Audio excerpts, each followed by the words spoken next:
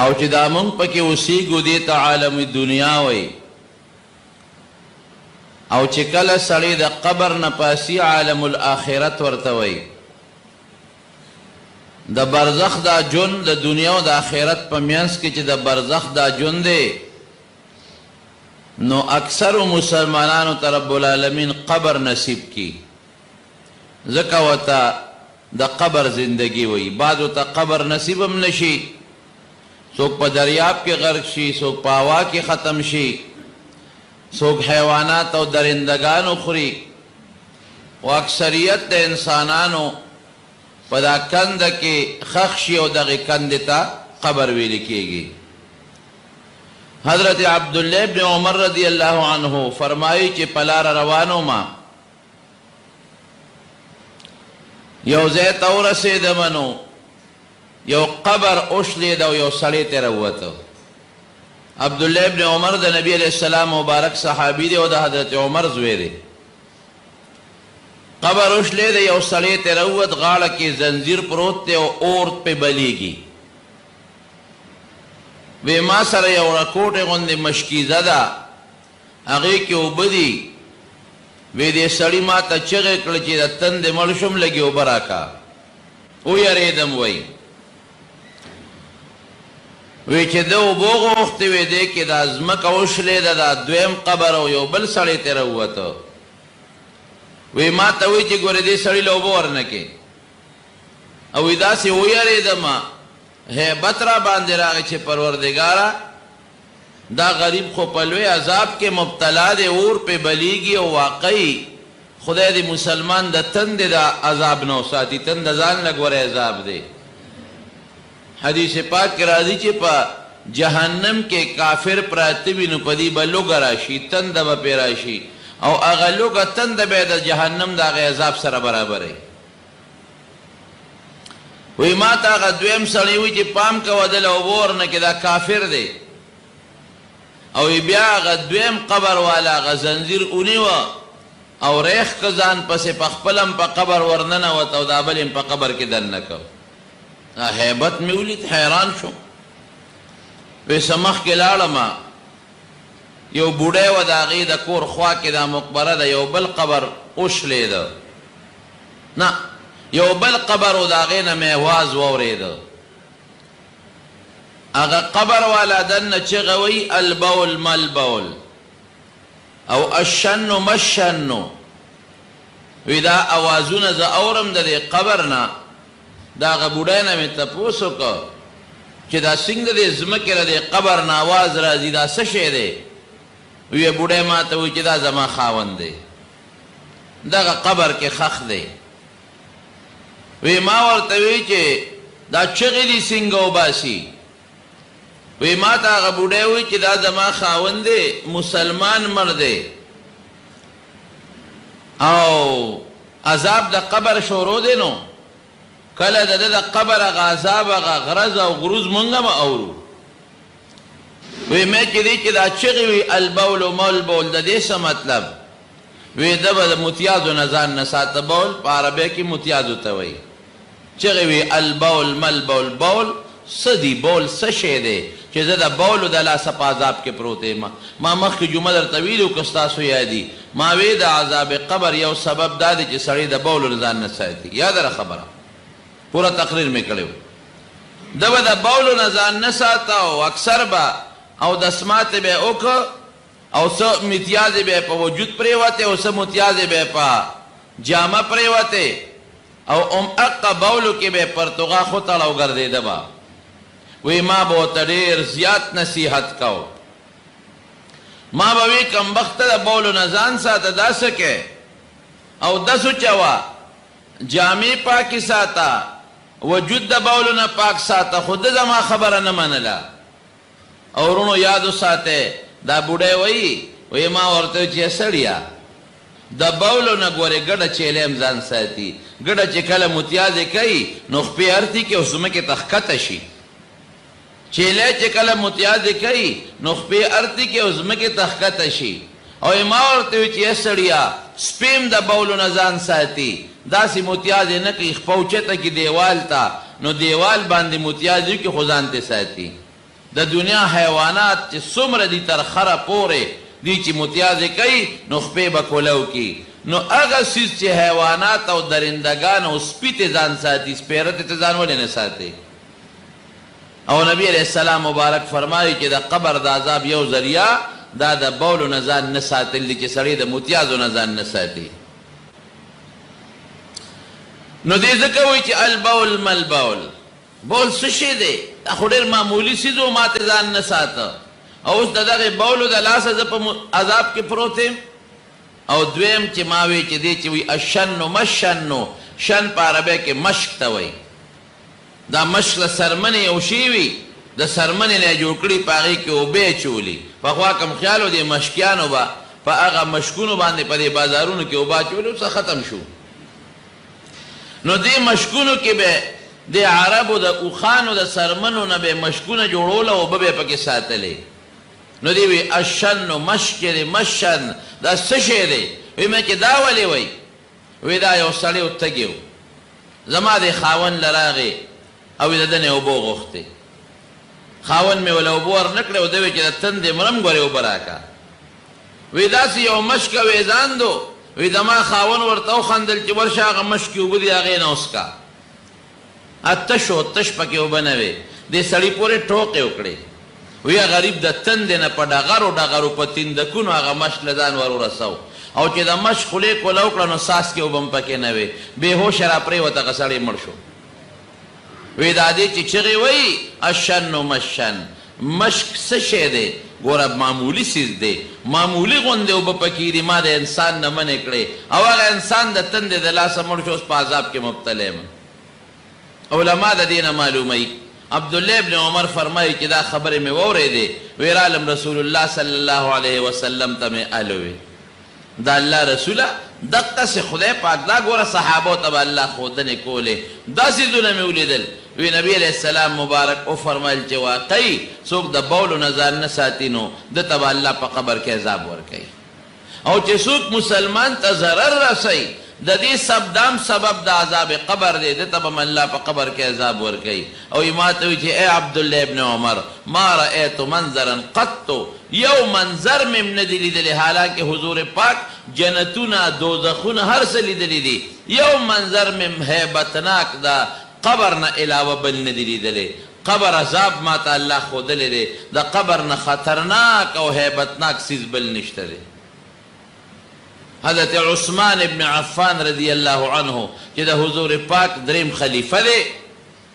او د رسول الله مبارک دوه لوڼه پې واده دي دوه یو پې واده و هغه وفات شوه دویمه یې ورته په نکاح کړه چې دویمه کله وفات شوه حضور پاک وفرمایل وی که زما درېیمه لور وې هغه به مې عثمان ته په نکاح کړې وه او ډېر زیات محبت ورسره نبي علیه السلام لره حضور پاک چې کله بدر ته ته نو دیم روانېده نبی علیہ السلام ورته وی عثمانه وی ته مه ځه ځکه ستا بیبي د زما لور ناجوړه ده د هغې خدمت وکړه او الله به دله په دا مدینه کې زما د دې لور خدمت چې دی وکړه د خپلې بیبي د دې په عوض کې به تاله خدای پاک د بدر د غازیانو اجر درکړي او چې کم غنیمت الله مونږ له راکوي هغې کې حساب هم دله درکم دا د هغه یو لوی منقبت و د حضرت عثمان رضی الله عنه بیعت الرضوان په خو حدیبیه کې چې کوم بیعت کېده نبی علیه السلام د کافرو عمرې له ته مکې مکرمې ته کافر راغلل هغې نه پرېښود وی نه به ځې د صلح خبرې اترې شروع وې رسول الله مبارک حضرت عثمان ولیږل وی ته لاړ شه د مکې کافرو ته ووایه چې مونږ جنګ له نه یو راغلی مونږ د خدای کور دی هغې له راغلي یو او یو عمره به وکړو واپس به ځو حضرت عثمان رضی الله عنه چې مکې شریفې ته لاړه نو کافرو بند که نظر بند یې کړ حالانکه استازي ته به نقصان نه رسوي دا هغه وخت نه هم قاعده و اوس هم دا قاعده ده نبی علیه السلام ته غلطه اطلاع راغله چا ورته ووی وی عثمان یې شهید کړ حضور پاک ډېر زیات خفه شو وی عجیبه ده استازی خو څوک وجني نه عثمان خو زما استازی و دی له مې صلح له ولیږه دې ظالمانو خو ظلم وکړو چې هغې شهید کړو وی راځئ د عثمان بدل بالو چا وی عثمان جمدی دی چاوی وجلې دی وی د عثمان رضی الله عنه بدل باخلو نو حضور پاک د کیکر یو اونه و د غټ کیکر د هغې لاندې کېناسته او صحابه به راتلل یو به د نبي علیه السلام سره بیعت د جهاد کو یو به م راغی لاس به یې ورکه بل به م راغی لاس به یې ورکه 1400 صحابه کرام ټولو پیغمبر علیه السلام سره بیعت وکړه ولې دا بیعت یې د ځکه اخیسته چې د کافرو په کور باندې ورتللو نو ګرانه خبره وه کافرانو ځان تیار کړی او د ګیر چاپیره قبایل یې راغوښتي وو د پیغمبر علیه السلام د مقابلې دپاره او فیصله یې کړې وه چې مسلمانان عمرې ته نه پرېږدي نو حضور پاک د ټولو نه بیعت واغېسته اخره کې نبي علیه السلام مبارک د الله سوچت که وی ګوره ټولو بیعت وکړو د عثمان بیعت پاتې دی وی هغه په مکه کې دې پته نه لګي چې هغې شهید کړی دی او که جمدی دی نو که عثمان جمدی وي زما دا لاس د هغه دی او دا زما خپل لاس دی دا دواړه لاس یې یو ځای کړل وی د عثمان د طرف نه مې د جهاد بیعت وکړ دې نه اندازه ولګوئ صحابه وی وی مونږ په خپلو لاسونو د حضور پاک سره بیعت وکړو او یو عثمان د حضور پاک په لاس د حضور پاک سره بیعت وکړو وی قسم په الله چې زمونږ د لاسونو نه د عثمان لاس بهتر و ځکه حضور پاک د خپل لاس ته اشاره وکړې دا د عثمان لاس دی او دونه په اعتماد و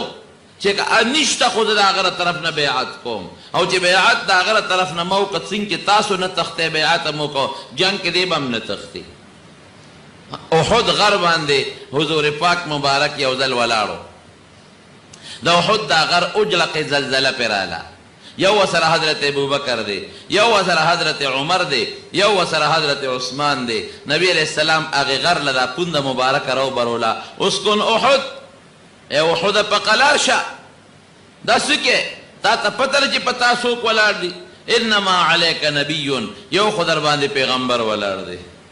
و صدیق بل در باندې صدیق ولاړ دی ابوبکر صدیق او شهیدان دو در باندې جمدي شهیدان ولاړ دي یو حضرت عمر او یو حضرت عثمان دا څومره لوی منقبت دی یو بل ځای کې راځي حدیث پاک کې راځي چې نبی علیه السلام مبارک یو صحابي وی روان شو زمونږ په منځ کې ناست وی پاسېد لا وی لږ ساعت یې تېر که نو زما یره پیدا شوه هسې نه دشمنان خو ډېر دي څوک تکلیف ورته ونه رسوي زه ورپسې روان شم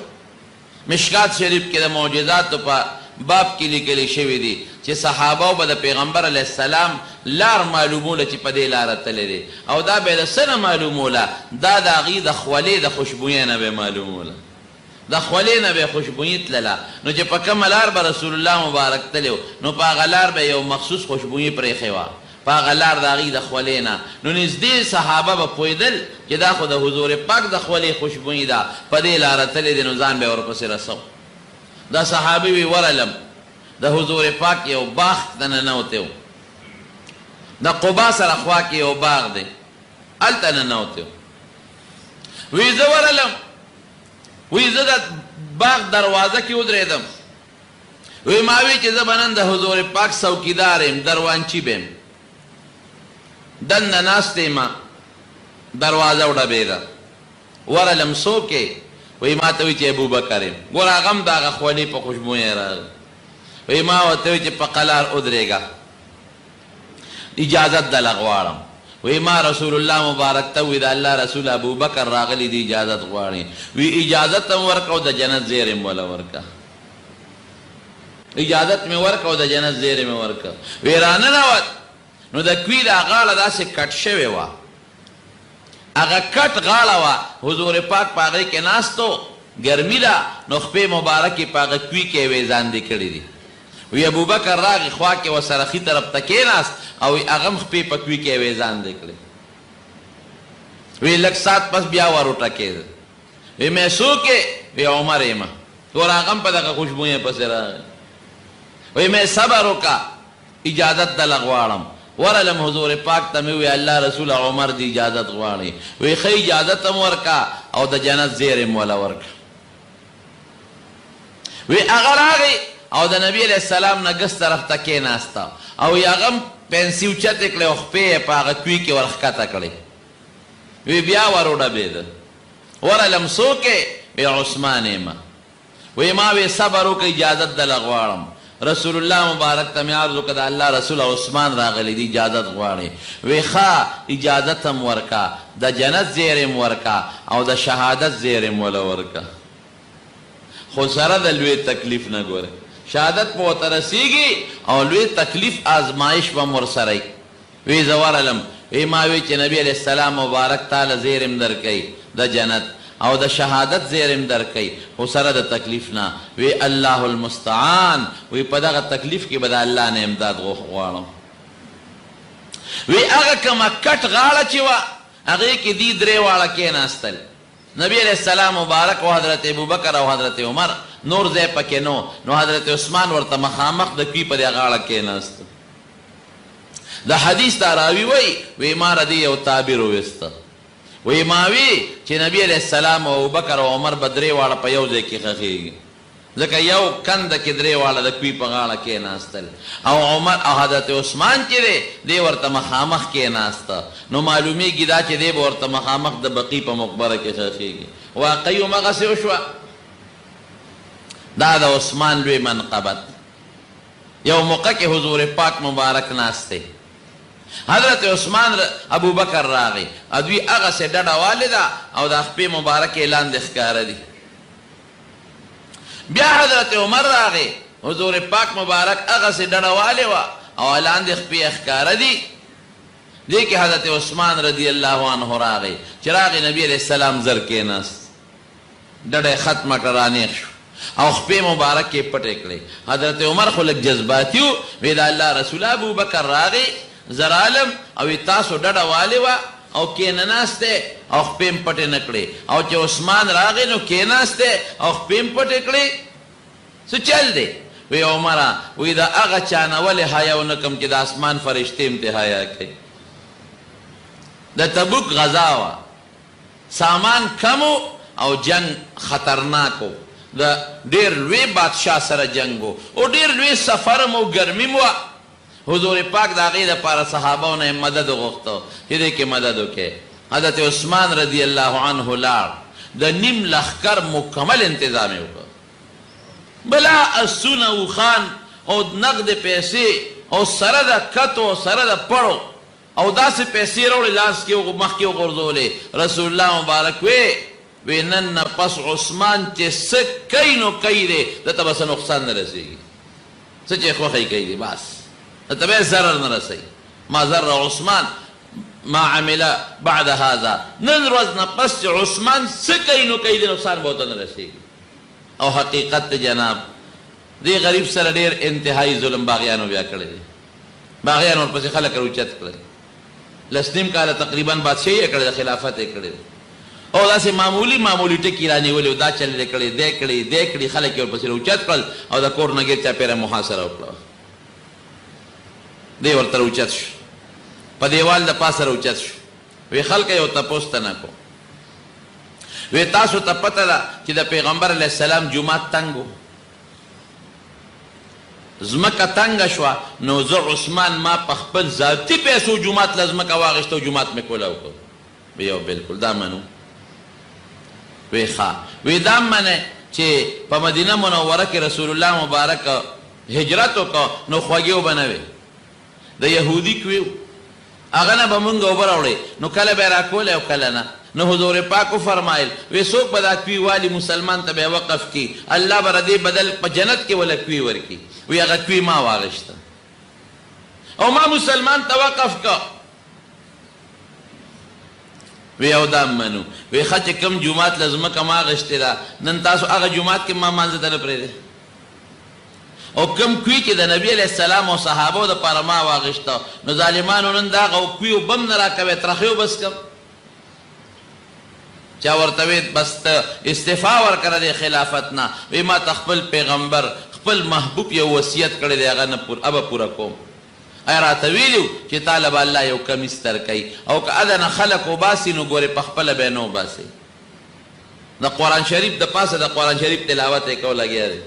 او باغیان ور واوړېدل او غزارونه یې پرې کړل د قرآن د پاسه یې شهید کړ او بیبي یې پکې دفاع کوله د هغې خوارې ګوتې م پکې پرې شوې هغه حضرت عثمان رضی الله عنه چې دومره لوی منقبتونه دي او د جنت یو ځل نه څو ځله ورته زیری ورکړی شوی دی یو ځل نه څو ځله یو صحابي وی حضور پاک مبارک یو ځل وفرمایل چې یو وخت به راځي او دا مخامخ سړی چې دی وی ګوتې داسې ونیوله ده ته به تکلیف رسیږي خو د هغه تکلیف سره به دی جنت ته ځي وی ما ورمنډه کړی وی چې مې وکتل عثمانو نو وی ما ورګه دا خبر یقیني کوم نو دا مخ مې ولا پیغمبر علیه السلام ته مخامخ کو چې صاحب دا یادې وی هم دې یادو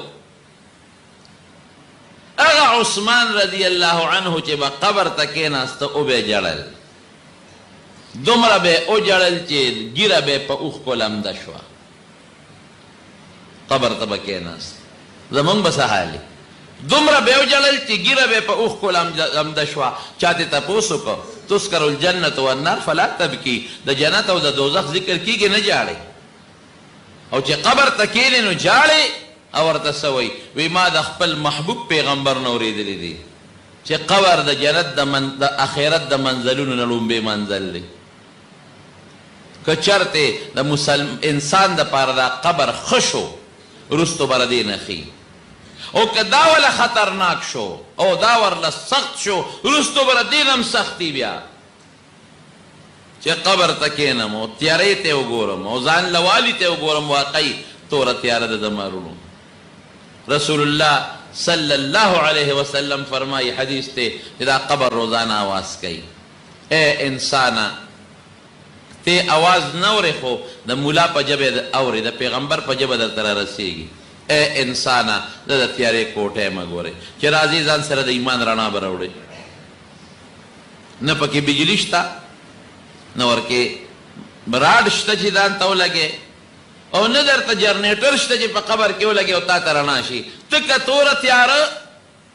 په منونو خوره در باندې د پاسه یو مخ د یو دیوال ته دی شا د بل دیوال ته ده خپې د بل دیوال ته دی او سر د بل دیوال ته دی او خورو کې پروت نازک بدن هغه نازک بدن چې دنیا کې خلک څونه د خپل وجود حفاظت کوي قسم قسم ملهمونه په خلک پورې کوي او د ګرمۍ نه ساتي چې وجود می خراب نشي د یخنۍ نه ساتي چې وجود می خراب نشي نکریزې پورې کوي وسلنې پې پورې کوي جامې اخلي د موسم مطابق دا جامې اچوم دا به د ما د انور د تو نه ساتي او دا به اچوم دا به مې د یخنۍ نه ساتي او ایر کنډیشن ځان ته لګوه او صحیح به د خوراک انتظام ولې چې وجود می خراب نشي بدن می خراب نشي دا هر څه پاتې او قبر کې سړی هغه نازک بدن د انسان ښکلی وجود چې احسن تقویم سر الله تعبیر کړی دی ښکلی وجود دا لاړ خاورو کې پرېوته رڼا پکې شته وایه نشته تیاره ده د ایمان رڼا ځان سره راوړه وي د تیارې کندې مه ګورې ای انسانه زه د مارانو لړمانانو د چینجو جالی یم چې راځې نو ځان سره به دارو راوړې ده دی که دارو دې راوړل د چینجو چینجي به نی بیا که د مار او د لړم دارو دې راوړل نیب نه بی خو ګورې که دارو دې راوړل ځان سره د نیک عمل په شکل کې نو ما کې ډېر لوی ماران دي ما کې ډېر لوی چینجي دي ډېر لوی چینجي دي په ما کې او ما کې ډېر لوی غټ غټ خاماران او لړمانان دي ګورې بیا به څه کې دا زما خبره نه ده رونو دا د رسول الله مبارک خبره ده جبه زما راځي درته اورو او درې مواد څه کوي اے دنیا کې خو کمار دی ولیده او به تختې لړم دی او به تختې چینجي دی او به تختې یا جارو یا لرګې به راوالې مړه به کې یا دارو به راوالې نو قبر کې څه کې تختېدې شی ته نه لرګې شته چې په هغې دا لړم مړ کې نه او الله دې دا جهنم دا مار نه وساتي د آخرت د مار نه دې مله وساتي د قبر د مار نه دې مله وساتي حضور پاک مبارک فرمایي کم از کم اویا ماران په سړي په قبر کې مقرر دي اویا ماران دوه ټکه به ورکوي یو په سر او یو په لکې او یې دونه خطرناک زهري دي وی که دغې مار په دنیا کې پوکې و په دنیا کې دا شنه بوټي به اوچ شي نو حال د هغې انسان بسي چې شپه ورځ پې دغه ټکونه چلیږي الله دې مساتي د دنیا د معمولي غوندې خوشحالی زموږ د آخرت نه ایر کړی دی دنیا کې مونږ په دا مزو چرچو سر یو معمولی مزې چرچې دي دومره شی نه دی او اخیرت زمونږ نه ير دی قبر ير دی زمونږ مستی کې پراته یو قسم دی اخیرت ير قبر ير لوی سفر زمونږ په سر را روان دی هغې ته زمونږ ډېر څه توجه نشته او پته را راته دروازې 2 او 3 هفته کې 2 او 3 میاشت کې 2 او 3 مونږ په دا خپل وګوړو په مقبرې ته او قبر ته سپارو او هغه خپل پلار سپارو نیکه سپارو ښځه سپارو رور سپارو بچې دا هم یوړل دوستان هم یوړل همدغه تیارو کې هم سملول اوس رسول الله مبارک خو دروغ نه وی بعضې سپیره خلک دي هغوی د کافرو آلی کار دي هغوی وی د قبر عذاب نشته وی داسې قوم شته دی حضور پاک څه وی شته دی عذاب د قبر حق دی ګورئ د فرعون متعلق وی النار یعرضون علیها غدوا وعشیا فرعونیانو متعلق وی سار او ماښام به په اور پې بلیږي دا د قبر عذاب دی وروسته د قیامت هغه نه دی ګورئ هغه وی یوم القیامت ادخلوا څنګه دی آل فرعون اشد العذاب هغه بیل دی دا د قبر عذاب دی زمارونو وی زه د چینجو مارانو لړمانانو کوټیم چې راځئ د نیک عمل دارو راوړه او زه د وحدت د یوازیوالي کوټیمه ګورئ ما څه کې څوک ملګري به دي نه چې راځئ ماله سړی په سفر دی ملګري ورسره وي که نه په مقبره کې شپې سړی یېرېږي او چې بیا د خاورو لاندې ملګري به دي نه یو تنها به ځان سره د عمل ملګري راوله ګورئ دا د حضور پاک مبارک وینا درم نو خبره مې دې پورې کوله چې حضرت عثمان رضی الله عنه وایي چې یېرېږم ځکه چې دغه خبرې راته یادېږي یوازې به پکې پروت دی چینجي شته خاماران شته لړمانان شته او تیاره پکې ده یېرېږم او چې په سړي یاره راشي هغه د جنت زیري بیا یېري خوشحالي بیا یېره شي زما رونو دا حقیقت دی ګورئ ډېر خطرناک عذاب دی الله دې مو ساتي دی وجود ته دیم دی او دی روح لام دی ګورئ د انسان په دې وجود کې 2 څیزونه دي یو روح دی یو بدن دی دلته بدن ښکاري روح نه ښکاري روح شته عذاب دواړو له دی وی د قیامت پر ورځ حضور ابن عباس رضی الله عنه حدیث دی چې د قیامت پر ورځ به دا روح او بدن یو بل سره په جګړه دا بدن به دې روح ته وایي وی مال عذاب وی تا د اروانې په ما کړی دی که تا ما ته نه وي چې دا ګناه مه کوه ما به نه کوله نو تاله به عذاب ملاري دې بدن او دې روح ته به وایي یو تپوس ته نه کوم وی یو ړوند دی او یو شل دی دا فرشته به ورته وایي او باغ دی په هغې کې خشته خشته میوې دي د ړوند نظر نه لګي چې راوي شو کوي او د شل ورته لاس ته رسي چې راوي شو کوي وی د شل دی ړوند ته وایي چې هلکه داسې وکړه چې ته ټیټ شه چې زه دې په اوږو د پاسه سور شم نو زه به درته وایم چې داسې لاړ شه داسې لاړ شه نو زه به اوچت شم دا میوې به روشو کړو ډېره ښه ده نو هغه ړوند نابینا ورته ټیټ شي او دا شل یې په د اوږو د پاسه سور شي د شل خو خپې نشته سترګې ښایسته دې ړوند ته وایي داسې نیغ ده ځي ښي طرف ته تاو شه ګس طرف ته تاو شه په باغ وردن یې دلته اوس ودرېږه دا ونه ده نه هغه شل خو خپې نشته په ړوند د پاسه ناست دی میوې روشو کوي جولی ډکه کړي نو وی وایه دې کې مجرم کم یو شو فرشته ورته وایي څوک مجرم هغه روح او بدن ورته وایي وی دواړه مجرمان دي ړوند په دې مجرم دی چې دا شل یې ولې هغه میوو ته اوچت کړه او شل په دې مجرم دی چې شوکه ده کړې ده دې ولې اوږې ته وخته او پردې میوې را شو کوي وی دقه رنګې د روح مثال د دغه شل دی چې د انسان په بدن کې پروت دی او د بدن مثال د هغه ړوند دی چې هغه دا روح ګرځوي وی چې دواړه مجرمان دي نو روح هم مجرم بدن هم مجرم دواړو ته سزا به ملاویږي روح به په سجین کې پروتي الله دې مستعتی او بدن په دې قبر کې پروت دی د دې روح او د دې بدن یو بل سره کنیکشن دی پوره تعلق دی لکه نور ته ګوره نور په څومره لرې دی د ځمکې سره نسبت شته که نشته مونږ چې دلته کې جامه لمده شو خو مونږ یې په دا ځمکه واچو اوچېږي نو نور خو 100 کروړه اربونه میله لرې دی اربونه میله لرې دی ته وایې نه نه نه دې بدن ته هغه دې ځمکې ته هغه تو را رسېږي دی هغه تو دی دقه رګې دا روح په سجین کې پروت دی او دا بدن که خورې خورې دی او که زرې زرې دی الله نه پټ دی جواب راکړه نه هغې ته هغه اثر را رسېږي نبی علیہ السلام فرمایي چې کله مړی په قبر کې کېښودلی شي فرشتې وله راشي بدعمل انسان نه چې کومې فرشتې راځي نکیر او منکر ورته وایي دنه تپوس کوي من ربک رب دې څوک دی دی وی ربي الله رب زما الله دی چې څوک ډېر نیکي د الله صفتونه وکړي هغه الله چې اسمانې پیدا کړي دي ځمکه پیدا کړي ده نهرونه پیدا کړي دي ښکلې ښکلې خبرې وکړي ما دینو که دین دې څه دی دین زما اسلام دی نبی دې څوک دی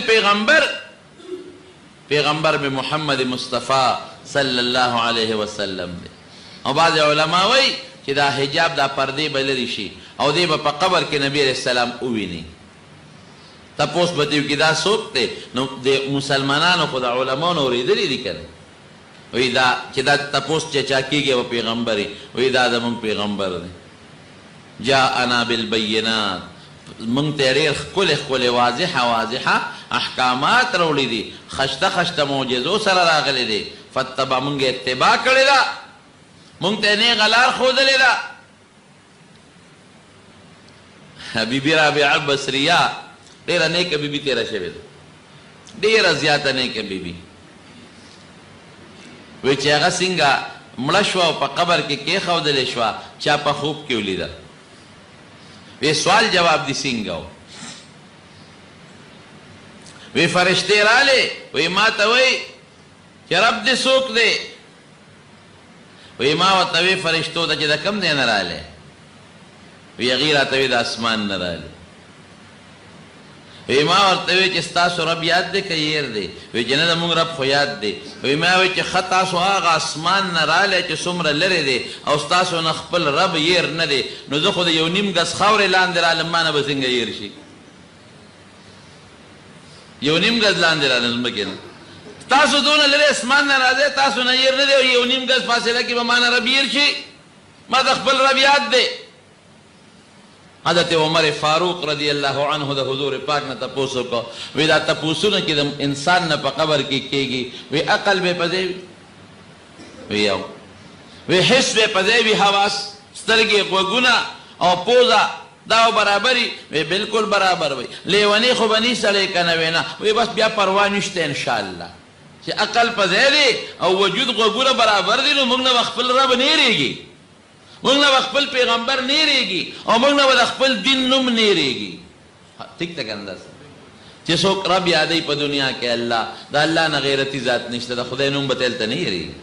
چې څوک خپل ښکلی پیغمبر په دنیا کې یادوي نو هغه به ترې څنګه هېر شي او چې څوک د اسلام مطابق ژوند تېروي اسلام به ترې څنګه هېر شي وروڼو څوک رب نه یادوي او د رب نه علاوه نور خلک یادوي اب بیا یریدان د اسلام مطابق ژوند نه تېروي د اسلام طریقې یې نی خوښې نو چې اسلام مطابق ژوند نه تېروي او د اسلام دی نه دی خوښ نو قبر کې به څنګه یاد شي او د رسول الله مبارک شکل د هغه طریقې دی نه دی خوښې او د انګریز طریقه دی خوښه ده نو بیا تمه مه ساته یو عالم لیکي چې مکه مکرمه کې یو سړی مړ شو او هغه مو د مکې مکرمې په قبرستان کې دفن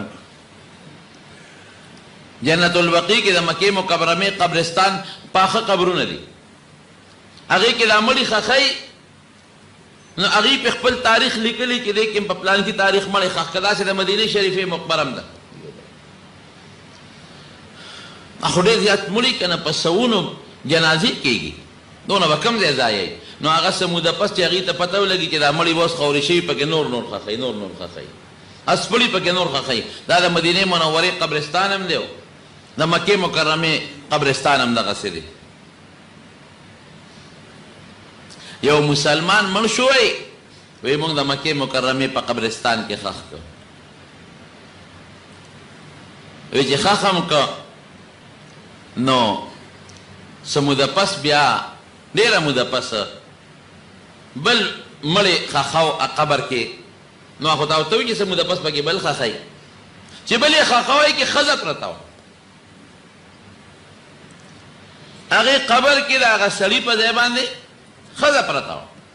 مولانا شمس الحق افغاني رحمه الله د خدای پاک په قبر انوار نازل کی ملکانو جمعات کې دا دې موریدلې دي ملکانو جمعه دا مسله هغه کړې یاد ده خبر او علماء هم لیکلې ما ته یاد ده ښه مې یاده ده وی چې هغه وی کتل پکې ښځه پرته ده راغې د دې دغه نه تپوس وکړو بسم الله الرحمن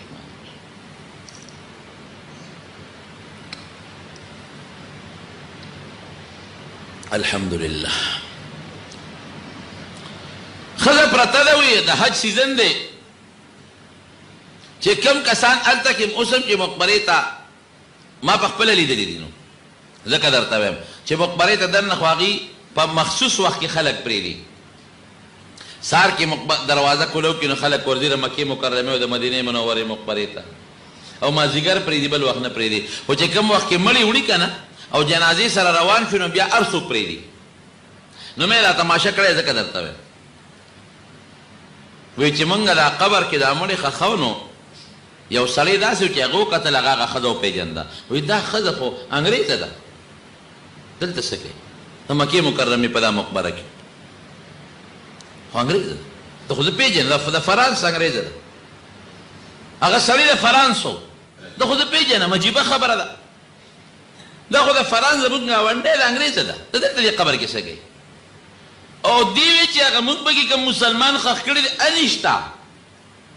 لویه پریشانۍ کې پرېوتل علما او ټول پریشانه دي دې سړي ته وایي ته یو مهرباني کې چې ته فرانس ته لاړ شې ته دا مهرباني وکړه چې ته خو هغه ته چې وایې چې دا ښځه انګریزه ده نو ته به هلته کې د هغې نه معلومات وایي چې دا څنګه انګریزه دلته په مکې مکرمې مقبره کې څه کوي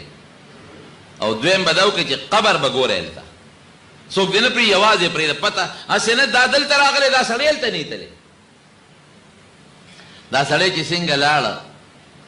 هغه ګاونډي نه تپوس وکړه ورته وایي ستاسو هغه ښځه کوم دی مړه شوې ده وایي یوه مړه ده کوم ځای دې ښخه کړه پلانکي ځای کې مونږ ښخه کړې ده انګریزان په یو خپله طریقه ښخوي وایي دا په کوم دین مړه ده وایي دا د اسلام په دین مسلمانه مړه ده ولې خو انګریزه وه که نه وایي بانګ یو ځل واورېدم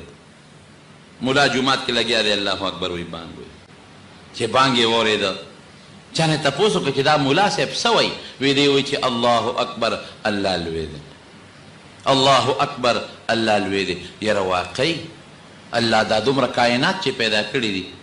او دا دومره ځمکې پیدا کړې ده نو چې دا خدای څه پیدا کړي دا دومره عظیم دی نو چې پیدا کوونکي به یې څومره لوی وي اشهد ان لا اله الا الله د دې څه معنا ده چې دا بانګي وایي وایي دا معنی چې د ګوی کوم چې الله یو دی یاره واقعي په بادشاه کې هم چې دوه بادشاهان شي نو نظام نه چلېږي نو که خدایان دوه شي نو دا نظام به څنګه وچلېږي ټیک وایي اشهد ان محمد رسول الله د دې څه مطلب وی دا دی وی چې محمد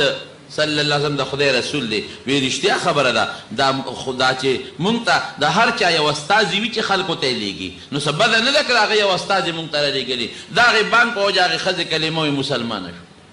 ی مسلمانه شو مړه شوه دفن هم کړه ښه یاره ودرې که داسې ته څنګه تپوسونه کوې وی هغه ښځه ګاونډی ما د مکې مکرمې قبرستان کې لیدلې ده چې قبر یې وکنه او ښخ که هغه مسلمان هلته ده فرانس په مقبره کې پروت دی دلته راغلی ده دا هلته تللی ده فرانس مقبره کې پروت دی وی خبره ټیک ده وی ښځه د فرانس د مسلمانه ده بې شک دی کې خو شک نشته او ستاسو مسلمان دلته راغلی دی ښځې نه یې وله تپوس وکړو واوره مسلمان وی دا سړی کافر مړ دی که مسلمان وی نه مسلمان مړ دی وی ښاغه خو دې نه هلته تللی فرانس ته د انګلینډ د انګریزانو مقبرې ته تللی دی څه وجه کیدی شي وی یو کار کیدی شي یو کار کیدی شي دا چې دې به لویه بېودسۍ کې کله مبتلا شو بیبي له به ورغې د شریعت قانون دا چې سړی ولامبي شریعت قانون دا دی چې سړی غسلو کې ولامبي وی ده به وی یاره خو د انګریزانو څخه نظام دی اړو لمبل پکې نشته یاره د انګریزانو ساجیبه نظام دی اړو لمبل پکې نشته او دا خو ډېر ګران کار دی سړی هر وخت لامبي وی ما به ورته چې خدای ته وګوره دا خبرې مه کوه وی نه یاره ساجیبه نظام دی چې لمبل پکې نشته ګوره صرف دی یو ټکي ته یې ښه ویلي دي چې د انګریز څخه قانون دی او څخه نظام دی چې لمبل پکې نشته، نو خدای د مرګ نه پس راونیو او د هغې په هغه مقبره کې د هغه انګریزانو ورڅخ کړ، اوچت یې کړ، او چې کوم د الله د نوم تعظیم وکړو کوم ځای لی راوړو؟ د مکې مکرمې قبرستان لی راوړو. جناب چې دین د اسلام وګرځو او حضور پاک د خپل پیغمبر وګڼه، د نبی علیه السلام طریقې سره به ژوند تېری، داسې نه که نه، او د اسلام لاندې به ژوند تېری. او که نه ته وې نه مړه د انګریزانو دا شکل خو ښشته دی، جامې څونه مزېداره ده او دا طریقې یې څونه ښشته دي، خوراک یې څنګه د ولاړې مزېدار دی، او دا موتیا دی چې دا په ولاړه کوي او دا نیم پرتوګ او کوناټي ولړي دا څونه مزېدار دي. نو چې دین دې هغه خوښ که یقین مه ساته، بیا ګورې قبر نه پس دې پته نه لګي که دې نه دې واخلي او هغه بوش سره دې په قبرستان کې کېږدي. الله نه لرې ده که نږدې ده؟ الله کولی شي که نه شي؟ قبر کې فرشتو اوچتې کې د هغه شیخ واخو یو امریکې مقبره کې ښخ کې، د انګلینډ د لندن هغه کافرو د هغه مقبره کې منځ کې هلته کې ښخ کې، فرانس ته یو څه هلته کې، روس ته یو څه هلته کې په مقبره کې ښخ کې. الله دې رحم وکړي. مسلمانانو زړه کې د خدای یره پیدا کې. الله ډېر لوی ذات دی، او چې نه د الله نوم اخلي، د رسول الله مبارک نوم اخلي او اسلام ته دین وی او مذهب ورته وی، د هغې لاندې ژوند تېری. الله غیرتي بادشاه دی چې ته د خدای نوم په عجبه په مینه الله الله الله لا اله الا الله، نو خدای به قبر کې دنه څنګه یېر کړي؟ امید ساته، یاد به یې درته انشاءالله چې د پیغمبر درود وی اللهم صلی، نو تا نه به قبر کې د پیغمبر نوم نه یېرېږي. ته د اسلام مطابق خپل ژوند تېری، د شریعت مطابق ژوند تېری. نو الله ډېر غیرتي بادشاه دی. حضرت عمر وایي که نه، وایي ده چې وي دماغ هم روغ دي او یې سترګې او غوږونه او لاس او خپې هم جوړ دي، وایي یاره نشته وي راکاږو به سره. او رابعه بصریه ورته څه وایي؟ وایي ته اسمان نه رالې تا نه خدای هېر نه دی. فرشتې ته وایي وایي زه خو یو نیم ګز خاورې نه لاندې لاړم نو ما نه به خپل رب هېر شي. نو انشاءالله زموږ نه به خپل رب نه هېرېږي که خیر، او نه به رانه خپل پیغمبر یېرېږي او نه به رانه خپل دین یېرېږي. انشاءالله زموږ ژوند الحمدلله د مسلمانۍ او د اسلام لاندې دی. او چې کوم کافر دی هغه نه تپوس وکوي من ربک، هی لا ادري، نه پوهېږم. پیغمبر دې څوک دی؟ هی لا ادري، نه پوهېږم. ګورې په آخرت کې به سړی دروغ وي، قبر کې نه شي ویل. دین دې څه دی؟ هی لا ادري، نه پوهېږم. فرشته به ورته لا دریته ولا تلیته. ظالم نه د عقل نه کار اخیستلی دی، په عقل به دې الله معلوم کړی، او نه دې د چا تابعداري کړې ده، نه دې څه لوستل کړي دي، نه دې د چا اتباع او تابعداري کړې ده. فیضرب بمطارق من حدید، رسول الله مبارک فرمایي د اوسپنو په سټکو به ووایي، او یو غزار چې وله ورکړي او دې چغه ووایي، نو دا به مشرق نه مغربه پورې دا حیوانات هم دا چغه وري، سوا د انسانانو د پیریانو نه چغه به وباسي، او دا قبر پې راجوخ شي. په نیک عمل هم راجوختېږي. ګورې خو هغه له داسې زور ورکوي لکه بچې چې مور په غېږ کې داسې ځان ته رانږدې کړي او زور وله ورکړي. وی لږ نور زور هم راکړه، سر مې خوږېږي. وی د ځنکدن دا تکلیف والم دې قبر ته وی لږ نور زور هم راله راکړه. او چې بدعمل انسان باندې راجوخ شي، رسول الله مبارک فرمایي پخته یې په یو بل کې نه باسي، او د سر دا نوکانې دا ویښتې د سر د خپو د ګوتو له ورسي. دا د قبر عذاب دی، الله دې مساتي. دا قبر ورته وي دی نیک عمله ته، دوی ته د ما په شا ګرځېدې، او وی زما ته په ټول انسانانو کې محبوب وې، اوس ما ته وسپارلی شوې، ګوره څه در سره کوم. دا قبر ورته وایي. نو فراخه شي ورته، دومره فراخه لکه د سترګو نظر چې لګېږي. او چې بدعمل انسان یې وایي ته د ما په شا روان وې، په ما دې ګناهونه کول، او ما ډېر بدي شوې، او نن ما ته وسپارلی شوې، تکله شه اوس څه در سره کومه. وی پرې راجوخ شي نو پختی په پښتو کې ور دننه کړي. څوک وایي؟ حضور پاک وایي. څوک وایي؟ حضور پاک وایي. دا خطرناک منظر دی. نبی کریم صلی الله علیه وسلم فرمایي القبر روضة من ریاض الجنه. وی د چا دپاره قبر د جنت د باغچه ده، او د چا دپاره حفرتون کنده ده من حفر النیران د جهنم د کندو نه. او چې کم نیک عمله پکې ورخښ شي نو اواز کوي، وی دته د جنت یو بستره پکې خوره کوي، د جنت نه ورته سوړه کولو کې خوشبویي به راځي او هغه تازګي به ورته راځي. او چې بدعمله پکې پروزي، وی د اور بستره ورته واچوي، او د جهنم نه کړکۍ ورته کولو کې چې هغه ته او بدبویي ورباندې راځي. زما وروڼو دا د قبر ژوند دی. نو زنکدن مرگ حق دی بشک. د قبر عذاب او د قبر خوشحاله، د مسلمان د پاره خوشحاله او د بدعمل د پاره عذاب، دا بالکل حق او ثابت دی. مسلمان بس کوي،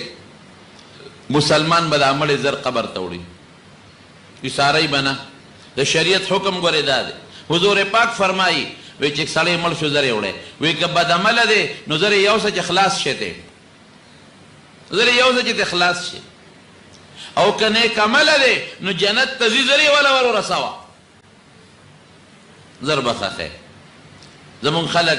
ډېر زیات اکثر سار مړ شي او بله ورځ یې ښخوي، داسې نه وي پکار. بس چې څونه وخت کې قبر تیارېږي نو بس هغه مره انتظار وکړې او مړې ښخول پکار دی. غسل د مسلمان په مسلمان پکار دی چې خپل نږدې رشته دار وله غسل ورکړي. وسلم فرمایي چې د یو مسلمان په بل مسلمان شپږ حقونه دي. مسلمانان چې خپل منځ کې ژوند تېروي اوسېږي، نو حدیث پاک کې راځي داسې ژوند به تېروي لکه د یو بلډینګ او د آبادۍ په شان. یو آبادي او بلډینګ په یو بل باندې کلکوي، ستن چې دا په دې لاندې څه کلکوي او لاندې په بره کلکوي. دا آبادي د دا جومات تاسو ورته ګورئ، هر یو د دې آبادۍ جز او هر یو دیوال او چت او غاړې دا په یو بل کلک دي، یو بل سره خښتې نښتې دي، یو بل له لاسونه ورکړي دي، دا بلډینګ جوړ دی. که دا یو دیوال تیوت بلډینګ به ختم شي، که دا ستن تیوته بلډینګ ختم شو، که ځمکه کمزورې شوه بلډینګ به غورځېږي، او که بره چت کمزورې شو بیا به بلډینګ نقصاني شي. دقه رنګې مسلمان له پکار دی چې دا مسلمان یو بل سره داسې ژوند تیر کړي چې یو بل کې دننه لاسونه ورکړي، یو مسلمان د بل مسلمان نه ځان جدا حساب نه کړي. یو بل حدیث پاک کې راځي نبی علیہ السلام فرمایي وی دا ټول مسلمانان دي داسې شي لکه یو وجود،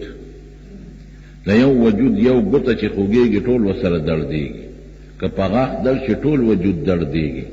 که په غوږ درد شي ټول وجود دردېږي، که په ګوته درد شي ټول وجود دردېږي، که په سترګه درد شي ټول وجود دردېږي، او خوب نه ورځي ټول وجود نه. دارنګې چې په یو ادنا مسلمان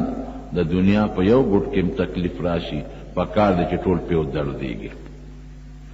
دا خو د مسلمانانو خپل منځ کې سره یو بل سره کم حقوق دی او تعلقات دی. بیا په خپله کلي کې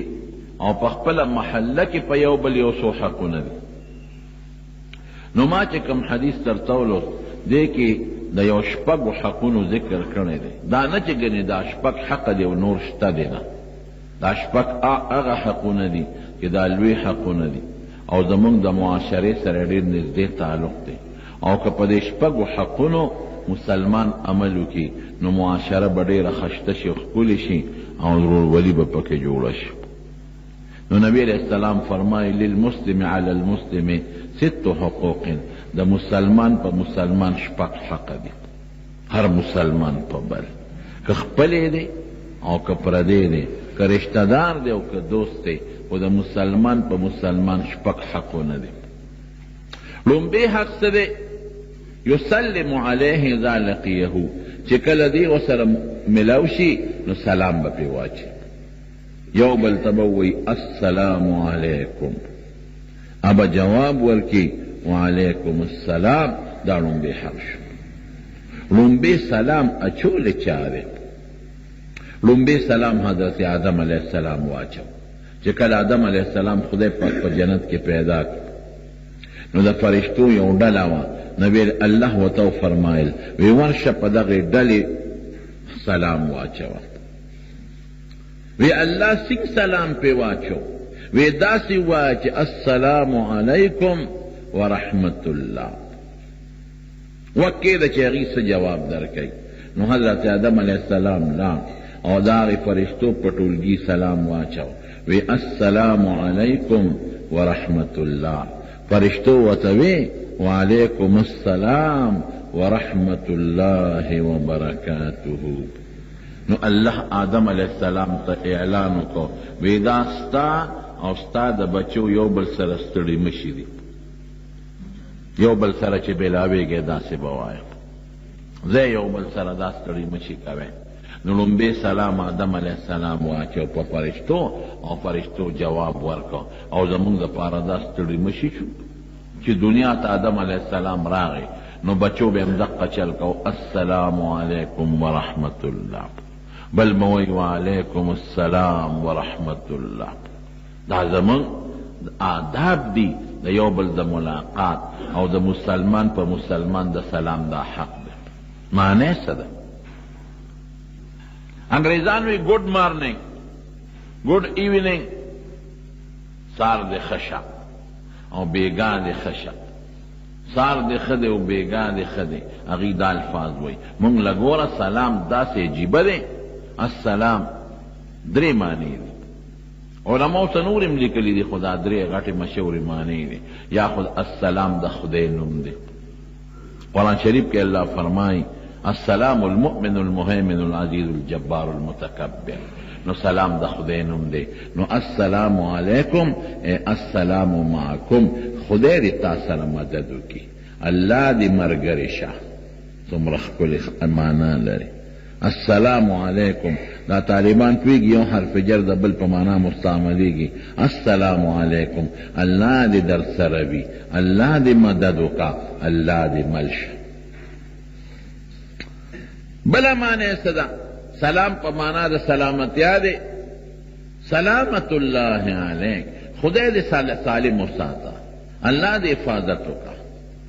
د الله حفاظت څه دی؟ خدای دې د بدن حفاظت وکړه، الله یې د مال حفاظت وکړه، الله یې د بچو حفاظت وکړه، الله یې د دین او الله یې د خاندان د ټولو حفاظت وکړه. ګوره یو پوټې غوندې جمله ده او دریاب په کوزه کې بند دی، څومره ډېره فایده ورکوي. درېیمه معنی څه ده؟ السلام علیکم، هلکه زما د طرف نه ګورې تا ته سلامتیا ده، ښه تا ته ضرر نه رسو، زما نه سالمې سلامتیا، نه به په ژبه ضرر در رسیږي، نه به په لاس در رسیږي، او نه به په اشاره در رسیږي، او نه به په خط و کتابت او په موبایل او په ټلیفون څه نقصان در رسیږي. څومره ښکلې معنی شوې. خدای دې مل شه، الله دې مدد وکړه، د خدای سلامتیا دې پته وي او زما د طرف نه ته محفوظ او سالمې، تا ته به څه نقصان نه رسیږي. دا د سلام معنا شو. ورحمت الله، د خدای رحمتونه دې پته نازل شي. دومره ښکلې معنا ده. او د خدای برکتونه دې در باندې نازل شي. برکات څه ته وایي؟ چې لږ شي به او ډېر خیر پکې وي. برکتونه چې نازل شي، عمر به دې لږي، فایده به دنه خدای ډېره مخلوق ته ورسوي.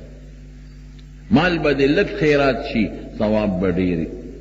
بچي به دې کمی او خدای به دله پکې ډېر لوی خیر واچوي. دا برکتونه شو. نو څومره ښکلې معنا شوه. السلام علیکم ورحمت الله وبرکاته. که دا وی ډېره ښه ده. قرآن شریف کې الله فرمایي اذا حییتم بتحیة فردوها، که تا ته څوک السلام علیکم ووایي نو تاسو ورته فردوها وی وعلیکم السلام. او یا د هغې نه بهتر ورته ووایه، هغه السلام علیکم ووایي ته وی وعلیکم السلام ورحمت الله وبرکاته. دا سلام د مسلمان هرکلی دی. یو سړی، یو نیک سړی په لاره روانو، یو ماشوم جړل. ګوره په ماشومانو به هم سلام اچوي. د نبي علیه السلام مبارک طریقه دا ده. هغې خو په حدیث شریف کې فرمایي چې کشر دی په مشر سلام واچوي، او ښځه دی په سړي سلام واچوي، مرتبه کې کمه ده. او چې په لاره څوک تېرېږي او څوک ناست دی، دا تېرېدونکي دی په دې ناست باندې سلام واچوي، امي دی په عالم باندې سلام واچوي، او شاګرد دی په استاد باندې سلام واچوي. دا طریقه شو. لیکن یو بل حدیث پاک کې راځي افشوا السلام، وی سلام خور کې، ډېر زیات یې خور کې. نو علما د هغې معنا لیکي چې ته ناست دی او په تا څوک تېرېږي، حق خدا چې هغه سلام واچوي، خو ته پې مخکې شه، ځمکې نه وله آواز ورکړه السلام علیکم ورحمت الله. او ماشوم له پکار دی چې په مشر واچي خو ته پې مخکې شه وی السلام علیکم ورحمت الله. په ماشومانو به نبي علیه السلام سلام اچو. حضرت انس وایي وی زه په عمر کې خو کشر وم، یو ځل رالم په نبي علیه السلام ته را مخامخ شم، وی قسم دې زما نه مخکې شو او ما ته وی السلام علیکم ورحمت الله. کشر دې را باندې مخکې شو. ښځه به په سړي اچوي، سړی دې ور مخکې شي په ښځه دې واچوي. حضرت عایشه صدیقه رضی الله تعالی عنها فرمایي چې نبي علیه السلام به کور ته راغی نو په اوچت اواز به وی السلام علیکم ورحمت الله. او زه یو ځل بیمار وم ناجوړ وم نو یې راته به او په ما به سلام اچو السلام علیکم ورحمت الله کیف فیکم. په تاسو د سلامي طبیعت هم څنګه دی؟ د ښځې نه تپوس هم په بیمارۍ کې کولی شي او په ښځه سلام هم اچولی. زمونږ پښتانه خو په ښځه په سلام شرمېږي، په ښځو به مونږ سلام اچو، ولې ښځه کې څه چل دی؟ سلام خو دعا ده، تا هم ورته دعا وکړه هغه هم درته دعا وکړي، څه بده خبره خو نه ده. بلکې مسله د دین دا ده چې کور ته ننوځي چې هېڅوک پکې نه وي نو بیا هم سلام واچوه. بیا به څه وی؟ بعضې علما وایي السلام علیکم ووایه، کیدی شي پیریان وي فرشتې دي په هغې ستا سلام شو، دا آسان دی. او بعضې علما وایي چې داسې ووایه السلام علینا وعلى عباد الله الصالحین. نا کې تم راغلی او عباد الله صالحین د خدای نیکان بندیان په هغې کې فرشتې هم راغلي، کور کې خو فرشتې شته که داسې ووایه. نو په ماشومانو به حضور پاک سلام اچو. نو دا نیک سړی په لاره تېرېږي او ماشوم جاړل ځان له ناست دی او جاړي او طبیعت یې داسې برابر نه دی. اوس دا سړی وایي چې دا ماشوم په دې لار په غاړه ناست دی، نور واړه هلته لوبې کوي لګیا دي منډې ترړې وایي. نو په دې ماشوم سلام واچوم او که نه دی خو په ما ناچه، د ده خیال دی چې ناچه. او که زه پې واچوم نو دا خو ماشوم دی او جاړي، هسې نه چې ته کنځل راته ونه کړي. وړو سره خو شیطان ملګری، کنځل راته ونه کړي، څه بل څه راته ونه وکړي. زه راشه په سنت و عمل کوم د نبي علیه السلام سلام پې اچوم. چې دې څنګه ورغی ماشوم جاړي سترګې مږې، دا نیک سړی ورته وایي وی السلام علیکم. ماشوم ورته څه وایي؟ وعلیکم السلام ورحمت الله وبرکاته. خشته جواب یې ورکړ. السلام علیکم وعلیکم السلام ورحمت الله وبرکاته. اذا حییتم بتحیة فاحیوا باحسن منها او ردوها. چې تا ته څوک وایي السلام علیکم نو د هغې نه ښکلې ورته ووایه ردوا احسن فاحیوا باحسن منها. هغه السلام علیکم ته وایي وعلیکم السلام ورحمت الله وبرکاته او ردوها، یا خیر دې مغه ورته ووایه. اما شمتی وعلیکم السلام ورحمت الله وبرکاته. دا نیک سړی او عالم دی خو پوه شو چې ماشوم خو هوښیار دی او د سلام په آدابو زمانه ښه پوهېږي. ښکلی جواب یې راکړ. نو ورته ودرېد وی بچې نور ماشومان لوبې کوي، تا هغې سره لوبې ولې نه کوې؟ هوښیار خو یې د سلام جواب دې ډېر مزېدار راکړ. نو چې هوښیار یې دلته جاړې لوبې ولې نه کوې؟ ماشوم راته څه وایي؟ وی کاکاجي مونږ خدای لوبو له پیدا کړي، لوبې به کوو. او ماشوم خو نورم پته ولګېده هوښیار. ولې بچې څه الله پیدا کړی؟ عبادت له پیدا کړی چې د خدای عبادت وکړم. او فوراً راته ماشوم د قرآن شریف یاد وي چې الله قرآن شریف کې فرمایي وما خلقت الانس والجن الا لیعبدون. الله وی چې ما خو انسان او پیره عبادت له پیدا کړی، زه خو عبادت له پیدا کړی. او ماشوم نور هم خبره اوږده کړه کاکاجي دا دومره اسمانونه چې خدای پیدا کړي او دا ځمکه پیدا کړې او دا دریابونه او نهرونه دی مونږ له پیدا کړي دي زمونږ د فایدې دپاره. اوبو کې زما فایده ده، مونږ له خدای پیدا کړ. او سمندر دریاب کې زمونږ فایده ده،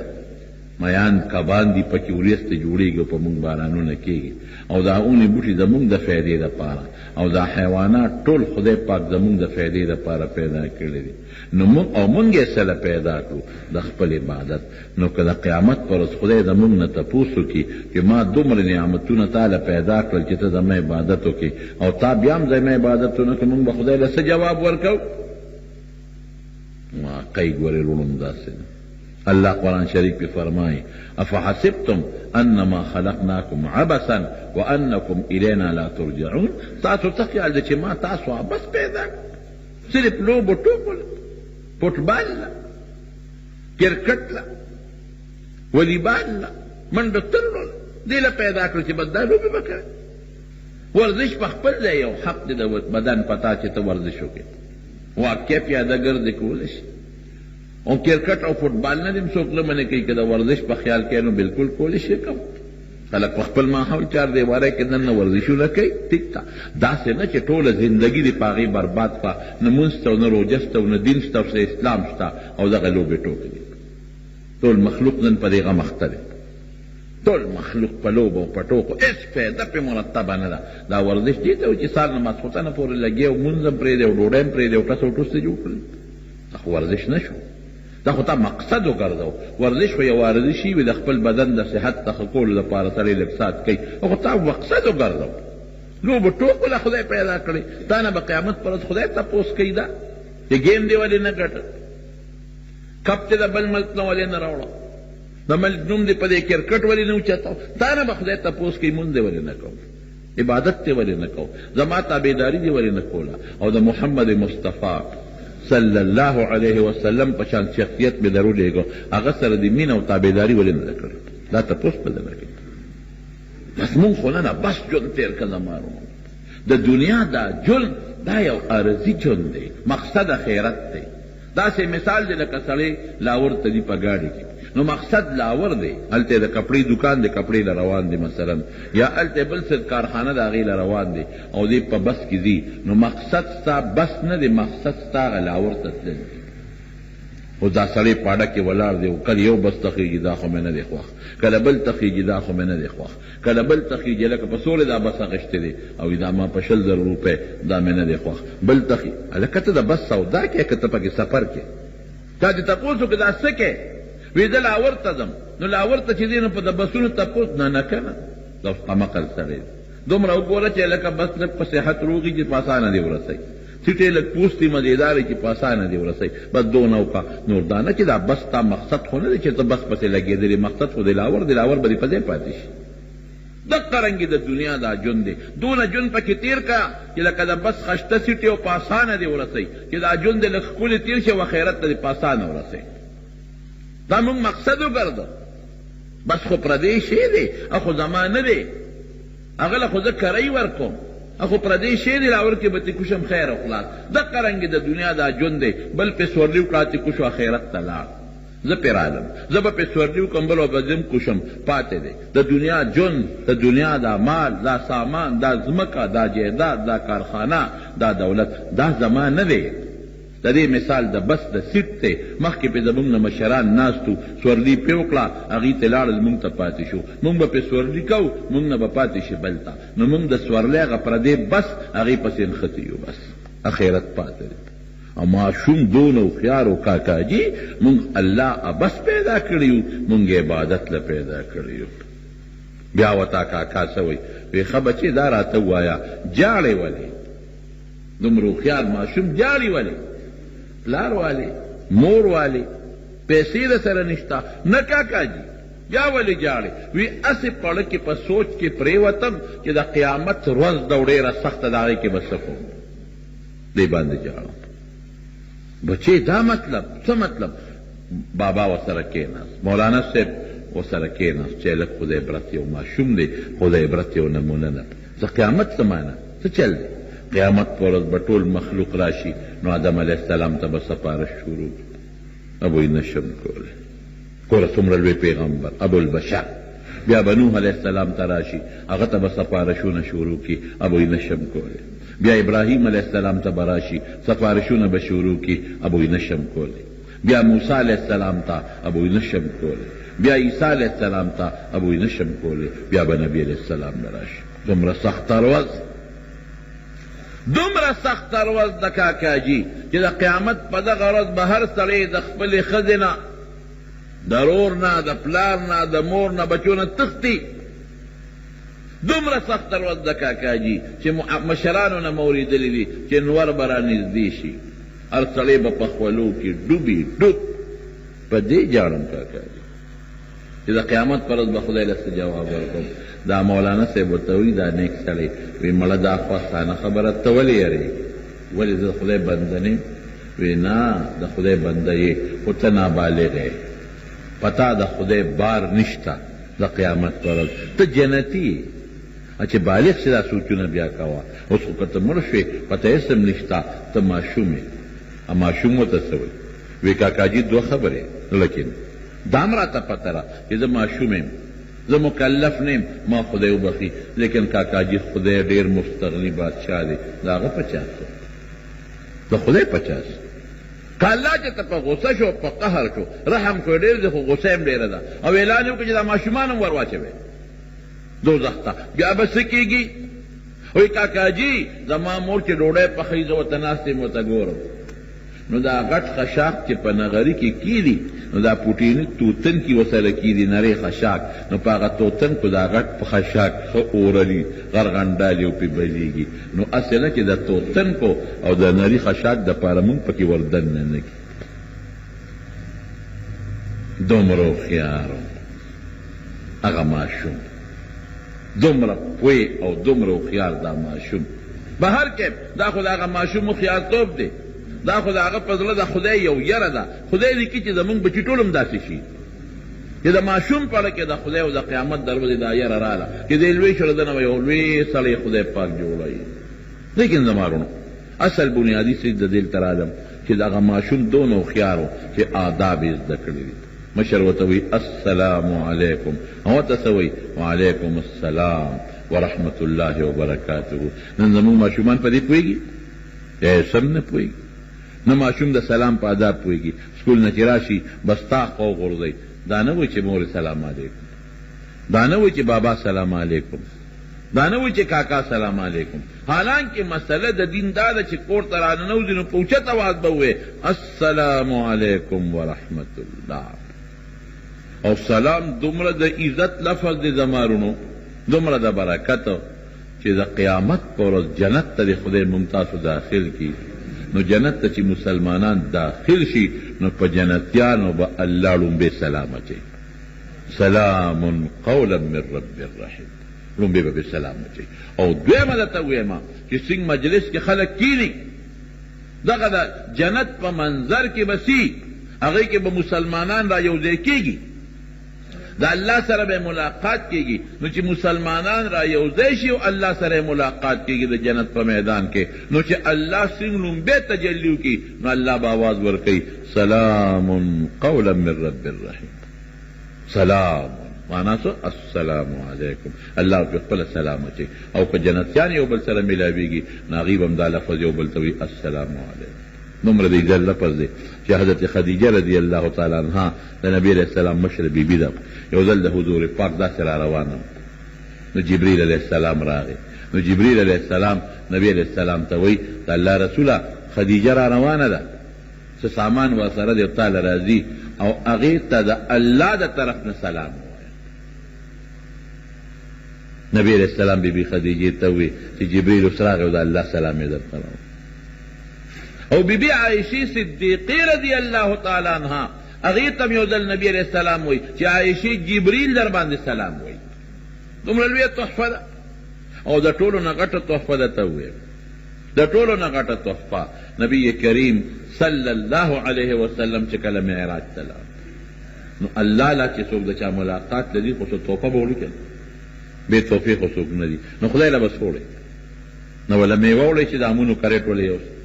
نه د سیوانو په کرېټ د خدای په میوه هغه سره خو هر څه خو د الله دي. نه وله جوړه جامې وړی شي چې دا په تحفه کې نه راوړل، د هر څه خو د پروردګار دی، رب العالمین دی. نو الله ته تپوس کوي څه تحفه دی راوړه. نبی علیہ السلام له خدای ډېره لویه پوهه ورکړې وه. وی الله داسې تحفه مې در راوړه چې تا سره نشته. څه شی دی هغه؟ التحیات لله والصلوات والطیبات. الله د خولې عاجزي چې په خولې ویم چې زه عاجز یم او کمزور یم، او د زړه د بدن او د مال عجزي. عبادتونه عبادت عجزۍ ته ویل کېږي. د خولې د بدن د مال عبادت، د خولې د بدن د مال عاجزي الله مې دله راوړې په تحفه کې. زه په خولې به ځان تا ته عاجز حسابوم تا به لوی حسابوم په بدن به م زه سر په ځمکه ایږدم او رکوع کې به درته ټیټېږم پروردګاره دا عاجزي به کوم تا به لوی ګڼم تا له ټیټېدل او سر لګول مناسب لري ما له مناسب دي او په خولې م زه سبحان الله الحمدلله خدای الله اکبر او زه ډېر کمزور یم او معلم چې ته حکم کې ستا په لار کې به ورکوم دا عاجزۍ مې دله راوړي دي ستا دربار کې دا نشته نو رب العالمین ورته څه فرمایي ګوره اوس الله وله څه تحفه ورکوي ټیک ده چې د منځونو تحفه یې ورکړې ده او نورې تحفې یې ورکړې دي خو د ټولو نه لومبۍ تحفه څه ده السلام علیک ایها النبی ورحمت الله وبرکاته د سلام علیکم تحفه ولا ورکړه اندازه ولګوه چې د سلام څومره لوی اهمیت دی رب ذوالجلال چې نبی علیه السلام د لومبۍ تحفه کوي د ملاقات ورته څه وایي السلام علیک ایها النبی ورحمت الله وبرکاته نو حضور پاک ته ګوره او د امت مینې ته ګوره السلام علینا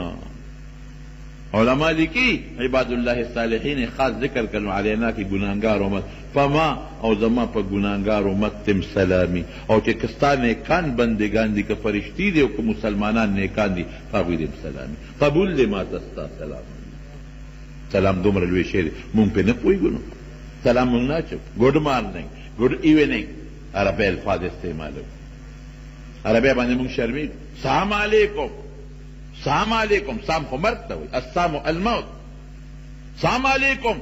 ته دې مړ شي تا خو دې ته خیره وکړه او پښتانه څه وایي هغوی د هغه ځای نه اواز کوي ښه چارې چار څلورو ته وایي چار څو ته وایي څلورو ته چې ښه په څلور بولی شي دا خو دې ورته خیره وکړه سلام خو دې پرې وانه چو د پیغمبر مبارک تابعداري کوئ ښه په ډکه خوله وایه السلام علیکم څنګه به وایه لږ ځای کې څنګه به وایه السلام علیکم ښه دروند وایه مه شرمېږه قسم په خدای په سنتو به صحابه نه شرمېدل موږ پې شرمېږو یو صحابي لاړ او په بصره کې ګورنر شو بصرې ته لاړ او ډوډۍ خوړه نوړی ته په ځمکه پرېوته چې نوړی ته په ځمکه پرېوته نوړی راوچته کړله او چې کم خاورې او پورې نښتې وې د ځمکې نه هغې ته وغورځولې او باقي خولې ته کړه هغه خپل سیکرټري ورته وایي چې کوم ورسره ناست و وایي صاحب دا کار بیا ونه کړي خلک به وایي چې دا دونه حیرتناک دی ډوډۍ په ځمکه پرېوته خلک ګند ته غورځوي دا دې څه چل وکړو ځمکې نه دې نوړی راوچته کړه درنه پرېوته او ګند یې ته وغورځو باقي دې وخوړه وایي بچې دومره ډوډۍ پسې د بې سړیتوبه دی په سړیتوب نه پوهېږي دا خلک به د پورې خندا کوي وایي بچې دومره حیرتناک دی ډوډۍ دومره خوښه ده یو نوړی ورسه چلو شو او ته څه وایي خلک به د پورې خاندي او په قلار کې نه د خپل پیغمبر سنت د خلکو د خندا دپاره نشي پرېښودی ما ته نبی علیه السلام مبارک دقه پرې فرمایلي دي چې نوړی د نه پرېوته چې کوم خورې مورې دي هغه ته لرې کړه باقي خولې ته واچوه ډوډۍ ولې ځایه او دقسې ما خپل الحمدلله کړي دي په ډېرو مجلسونو کې ګیر شوی ډېرو مجلسونو کې چې هغې کې د سنتو نه خلاف خوراک او ډوډۍ خوړلې کېږي ما د سنتو خلاف نه ده خوړلې د سنتو مطابق مو سره خوړلې ده مې خپل کار به کړي دا بلکل چې پروا نه ساتي د پیغمبر مبارک سنت د هر چا نه مخکې دي خلک د انګریز په سنت شرمي پتلون د انګریز سنت دی هغه څونه خلک پې فخر یو خو دا ده چې یو سړي د ضرورت دپاره پتلون استعمالوي خو ټیک ده څه خبره نشته لکه بعضې څیزونو کې حکومت لازم کړي چې خامخا باچي لیکن د ضرورت نه علاوه چې سړی استعمالوي ولې زه استعمالوم څه چل شوی ده چې زه استعمالوم خو انګریز داسې لباس اچوي که نه تی خو انګریز چې زه اچوم که نه نو د انګریز په طریقه نه شرمېږه د پیغمبر په طریقه شرمېږي خو درون اواز سره به وایه السلام علیکم ورحمت الله دا وایه که دا ورته چې ستړی مشي او په خیر رالي دا جیز دي لکه نبي علیه السلام به مرحبا وی مرحبا اهلا وسهلا عربو سم وی مرحبا اهلا وسهلا مرحبا پیغام اوسه هېڅ تکلیف در باندې نشته فراخه ځای ته راغلی اهلا وسهلا پیغام اوسه خپلو له رالي پردو له نه راغلی او نرم ځای له رالي سخت ځای له نه راغلی باقاعده دقسې اواز ورکوه نو که څوک ورته دا م وایي چې السلام علیکم وعلیکم السلام په خیر رالي ستړی مه شئ جوړې روغې دا خیر دی دا هم د هغې عربۍ مفهوم دی په بله معنا سره دا ورسره ویلی شي خو سلام باچی کور ته چې ننوځي سلام اچوه په ښځه سلام اچوه ښځه په خاوند سلام اچوي په بچو سلام اچوه مخکې کېږه پې چې بچو ته چل وښیې بچے سلام وانه کوي دې ته ځل خفه شي په ما زوی سلام وانه چو داسې مه کوه سنت مه پرېږده ته پې سلام واچوه بچې السلام علیکم ابا او شرمېږي بیا به در باندې مخکې سلام اچوي سنت ته ادا کړل خبره خلاصه شوه دو مسلمانان دی یو بل سره روانه ده نبی کریم صلی الله علیه وسلم فرمایي چې دو مسلمانانو خو درې ورځو نه زیات روانه ګناه ده درې ورځو نه زیات روانه به مسلمان یو بل سره نه ولې د جوړې ابتدا ده کېښودله چې څوک ور مخکې شو دا په دواړو کې بهترین دی زمارونو یو خبره خو سلام شو للمسلم علی المسلم ست حقوق د مسلمان په مسلمان شپږ حقونه دي یو حق دا اذا لقي يسلم عليه اذا لقيه او کتاب الایمان کې امام بخاری رحمت الله علیه راوړی دی د ایمان په نحو کې او د امور الایمان کې یو دا شی راوړی دی چې السلام علی من عرفت ولا چې څوک پیژنې او کنه پیژنې سلام پیچو بالکل په کافر سلام بسنګا چې په کافر سلام نو هغې کې السلام علی من اتبع الهدى خیر دی که ته مجبور ضرورت ته دی نو السلام علیکم هم ورته ویلی شي خو لکې به دا راولې چې خدای دې د کفر نه سلامتیا نصیب کا الله دې د کفر نه سالم کا دعا ورته وکړه چې خدای پاکي مسلمان کړي دا ورته ووایه کافر ته او که هغه در باندې سلام واچو صرف وعلیکم به وی بل بس نه وی بیبي عایشه صدیقه فرمایي یهودیان براده یو یهودی راغی په نبی علیہ السلام سلام اچو نو خیره وکړه وی السلام علیکم السلام علیک سلام مرګ ته وی نو بیبي عایشه له غصه ورله وی بل السلام علیک وی پتا دې او د خدای لعنت دې در باندې وي د خدای غضب دې در باندې وي نبی علیہ السلام ته عایشه ارفقي نرمي کوه دا څه کې وی تاو نه لیدل د الله رسول هغه ته تسوي هغه ته خیره ونه کړه السلام علیک نبی علیہ السلام ما ورته ویل چې وعلیک نو دا هغه خیره زما دپاره خدای نه قبلوي او زما هغه د هغه دپاره خدای قبلوي نو که کافر در باندې سلام واچو بس صرف وعلیک لفظ وایه دویم ټکي ورته مه وایه دا د کافر د سلام جواب او چې یو کور ته ننوځي پردي کور ته نو بیا به السلام علیکم سره یو بل ټکی وی السلام علیکم ادخل پښتو کې سب وی السلام علیکم در داخل شم اجازت شته بیا ووایا که جواب یې در نه کو السلام علیکم در ننوځم بیا ووایا السلام علیکم اجازت شته سلام اچوه دا نه چې ګنې لومبي اجازت شته حضرت عمر فاروق رضی الله عنه ناستو حضرت ابو موسی اشعري رضی الله عنه راغی وی السلام علیکم ادخل صاحب اجازت شته السلام علیکم هغه خبره ونرېده پوره په کار کې مصروف و د دوباره ووی السلام علیکم ادخل در ننوځم صاحب سلام اجازت شته سلام یې واچو هغه بیا توجه بل خوا وه درېیم ځل یې مه وی بس چې درېیم ځل یې ابو موسی اشعري ته روان شو عمر صاحب ته نه تپوس وکړو یاره ابو موسی اواز مې ونرېده وی صاحب درې ځله سلام واچو درې ځله اجازت وغوښته خو تاسو غږ ونه کړو واپس لاړ ورشه راولې کسان ورپسې لاړل راوسته چې راوسته وی ته ولې واپس شوې وی ما د نبي علیه السلام نه اورېدلي چې درې ځله اجازت وغواړه او درې ځله سلام واچوه که اجازت یې درکړه خو ورننوځه کنې واپس راځه عمر صاحب ورسره لږه خوش طبیعتي کوله وی ګواه به د دې خبرې راوړې ګنې پرېږدم دې نه هسې ورسره ګپ لګاو نو ابو سعید خدري ځان سره ګواه راوسته وی د نبي علیه السلام نه دا حدیث ما او د دواړو په شریکه اورېدلی نو که څوک د اجازت درنه کړي بعضې خلک اجازت ورنه کړي خفه شي نه کېدی شي هغه په کور کې نه کېدی شي په ډېر مضبوط کار کې مصروف وي اهم کار کې مصروف وي ناجوړه وی نو که اجازت درې ځله وغواړه او سلام ورسره واچوه که میلاو شو ورننوځه که نه مه خفه کېږه واپس راځه دا خو د سلام طریقه د سلام آداب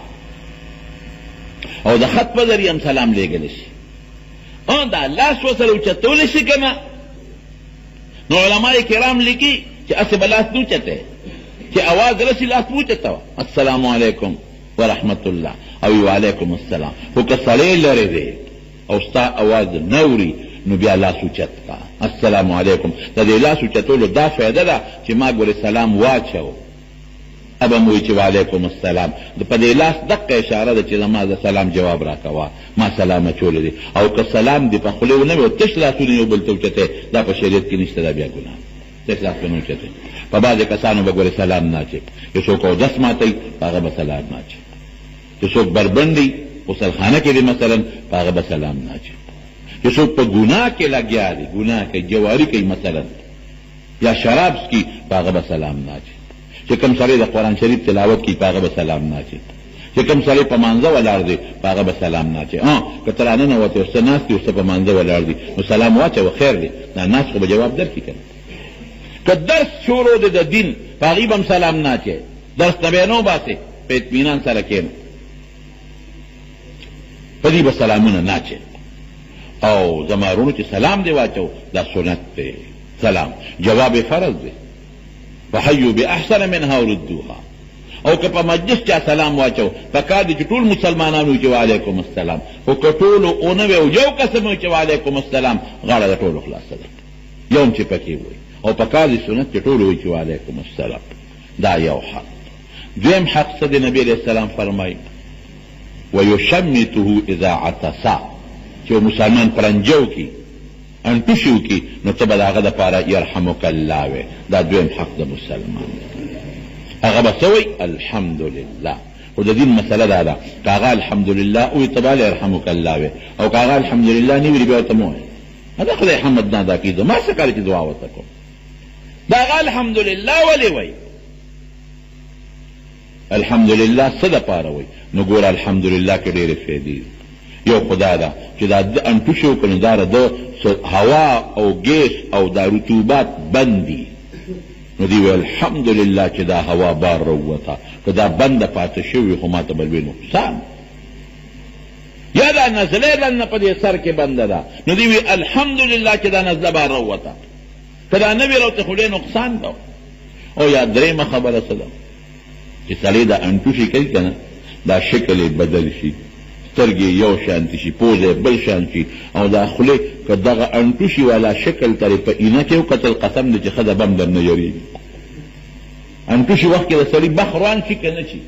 اوهو د مخ نه یې سمه چیندخه جوړه شي خوله بل شان شي سترګې بل شان شي مخ بل شان شي او داسې شي چې خوله دا سترګې بل شان شي یو لوی مصیبت جوړ شي یو لوی مصیبت نو چې دی وی الحمدلله خدای چې شکل دی راله واپس سم کو ګنې که دا انټوشي وخت کې مې کوم شکل او دا دی راله سم نه کو په دغه حال دی راله پرېښود خو خلکو به وایي چې هلکه د قهقاب پیرې راغیم بیا به څه کې بیا به ترې ښه ده او بچي مې یېرېږي دا شکل سم کو خدایه تا ماله الحمدلله او دا بل دی ورته وایي یرحمک الله که څه بیماري در کې وي نو خدای در باندې رحم وکړي دا به وایي سنت په دې هم خدای یو سړی جنت ته لیږلی یو لوی عالم چا په خوب کې ولیده وی الله د سره څه وکړل وی په یو پوټي نشي وبخله یو عالم یو سړی ولیده عالم ورته وی خدای را سره څه وکړل وی په یو پوټي نشي وبخله وی څنګه وی الله راته وی چې ګورې ګناهونه خو دې ډېر کړي یو سنت دی یو موقع کې ډېر خشته طریقې سره جمع دی کړی دی هغې دې بخم الله څه سنت معنه لا وی یو ځای کې یو بحري کښتۍ وه دا بحري کښتۍ په دریاب کې لږه لرې ولاړه دا غاړې ته نږدې نشي راتلی هغې کې لاندې ویښ کې جوړې نو غاړه کې خو خوره خټی ځمکه یي هلته نشي راتلی نو بحري کښتۍ لرې ولاړئ نو په دې وړو لانچونو کې دا سامان ورته رسئ او یا د مشین په ذریعه ورته سامان ورخېجئ نو بحري کښتۍ لرې یو بحري جز ولاړو او یو سړي انټوشي کو کالکیان یې بار سر راوویسته وي انټوشي وکړو په زوره وي الحمدلله ما وی یرحمک الله ویم خو راشه ورته یې وررسوم یو لانچ مې په کرۍ ونیوه چې ما دې کښتۍ پورې ورسوم دې بحري جز پورې کرۍ مې ورکړه هغه ور ورسولم وروختم چې کوم سړی په سوټ ناست و هلکه دا انټوشي تاو کړو او ما وکړه څه چل دی وی ما ورته چې یرحمک الله واپس ترې رالم اوس په شریعت کې دا نشته چې تا هغه ته خپل اواز ورسوه لیکن هغه یو بهتر طریقې سره هغه یرحمک الله د هغه غوږ ته ورسو وی الله وی چې زما د پیغمبر سنت دې په ښکلې طریقه جمع کړي په دې مې وبخلې د جنت ته د حضور پاک د سنتو په اتباع الله ډېر زیات خوشحالي ولې ځکه الله قرآن شریف کې په خپل اعلان کوي اطیعوا الله واطیعوا الرسول ولکم فی رسول الله اسوة حسنة زما د پیغمبر تابعداري وکړئ او ستاسو لپاره یو ښایسته ښکلې نمونه نو دویم دا دی چې یشمته اذا عطسا چې هغه انټوشي وکړي نو ته ورته یرحمک الله ووایه دریم څه دی دریم حق د مسلمان دا دی چې وینصحه اذا غاب چې ته په سفر تلي که نه نو ته د هغه د مال او د ښځې او د بچو خیال وساته نه خدای لیکي چې دی به کله وځي چې په کور ډاکه ور وغورځو دا دکان به کله بندوي سودا له به ښار ته ځي چې وله چرنده ماته کوم مال چې یو دا نن د مسلمان خاصیت چې دې نیت دا ګاونډي دی دا مسلمان سودا له لاړ پېښور ته دکان یې بند کړ چاته وایه مه چې راشي سړي نشته ورځه پې او یا دې د کور نه بار ووت نو ښځه یې د ښځې خیال یې ای د نبي کریم صلی الله علیه وسلم د نبوت نه مخکې دغه مبارک عادت و ټوله ورځ به د دغه کونډو رونډو یا چا خاوند به په سفر تللی و تجارتي سفرونو کې میاشت بار و نو پیغمبر علیه السلام به ته خورې څه تکلیف دی ما ته وایه څه ضرورت دی بازار نه دله راوړم څه حاجت دی چې دله راوړم څاروو ګیا دي نشته چې دله راوړم اوبه دي نشته چې دله راوړم دې ته ویلې کېږي د هغه د ښځې حیا وساته د هغه د بچو حیا وساته د هغه د مال خیر خواهي وکړه دا د مسلمان درېیم حق شو دا نه چې ګنې هغه لاړ او بس نشته نو راشه مال مباحه دی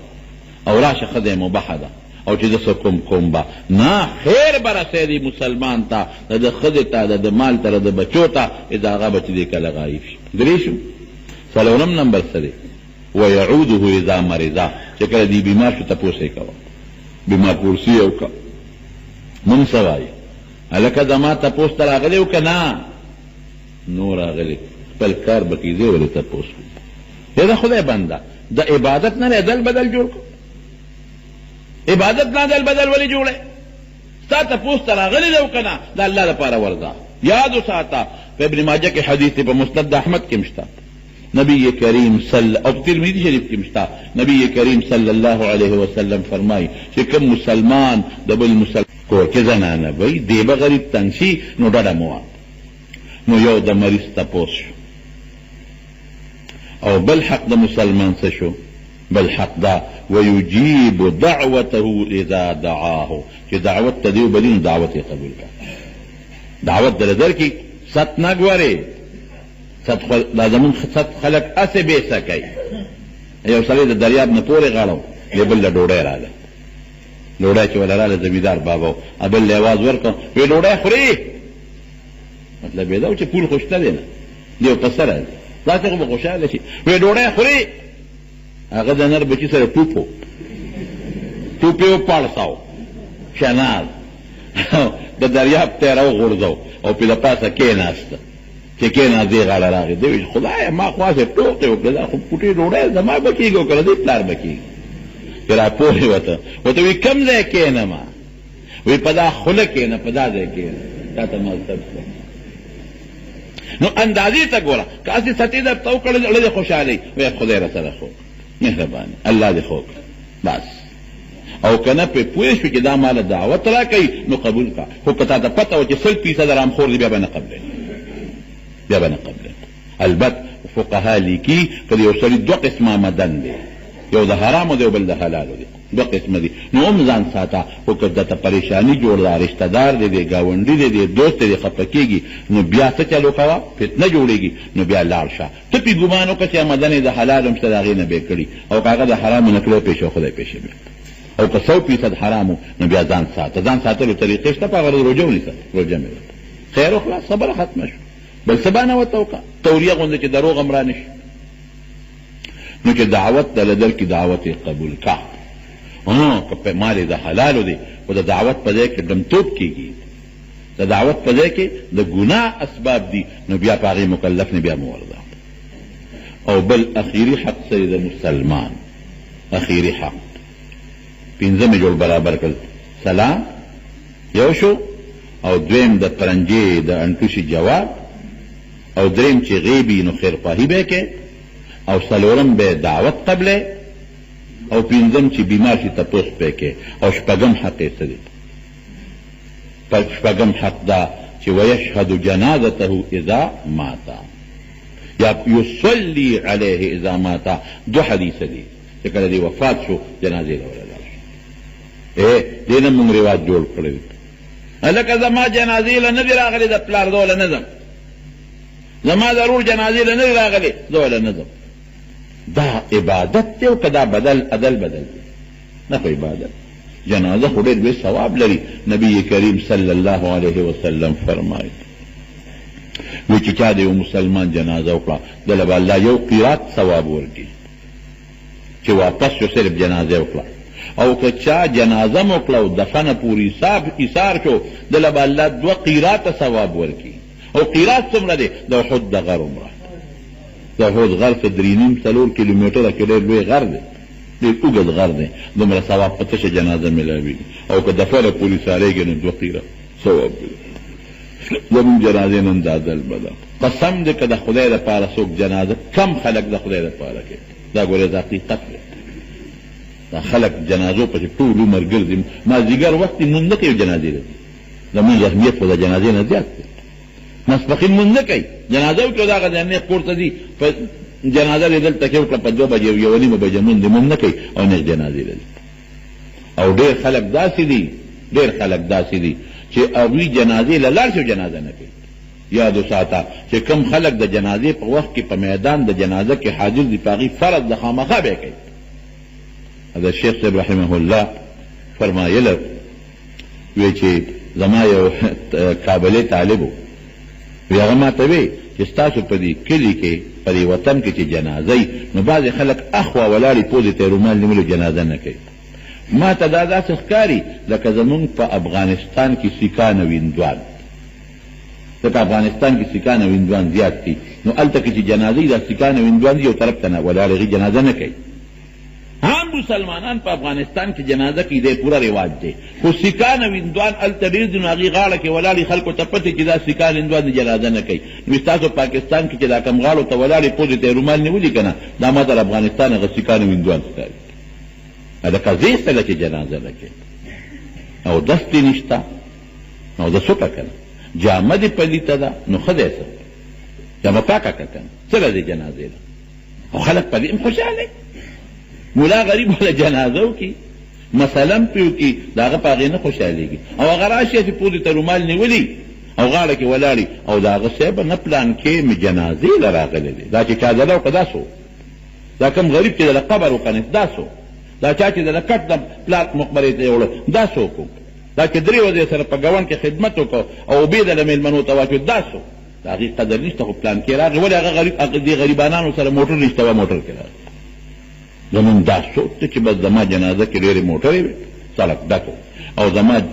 مړي له ډېر زیات خلک رالل فرض مونځ به نه کوي زکات به نه ورکوي حج به پې فرض هغې له به نه ځي روژو کې به کمزوري کوي او په جنازو پسې به ګرځي ثواب ګټم دا ثواب نه دی دا هغه عدل بدل دپاره خلک روان ما له راغې او ما له را نغې د زما قبر کنول دی زه کنوم دی زما قبر له نه دی هغې نه کنوم قبر کنول خو ډېر لوی اجر او ډېر ثواب لري دا سوچونه مه کوئ چې دې واورېدل چې د مسلمان جنازه ده یې لاړ شه او که نه نو څوک دې ګیله نه کوي انسان دی بعضې وخت بیماري بعضې وخت کې عذر پېښ شي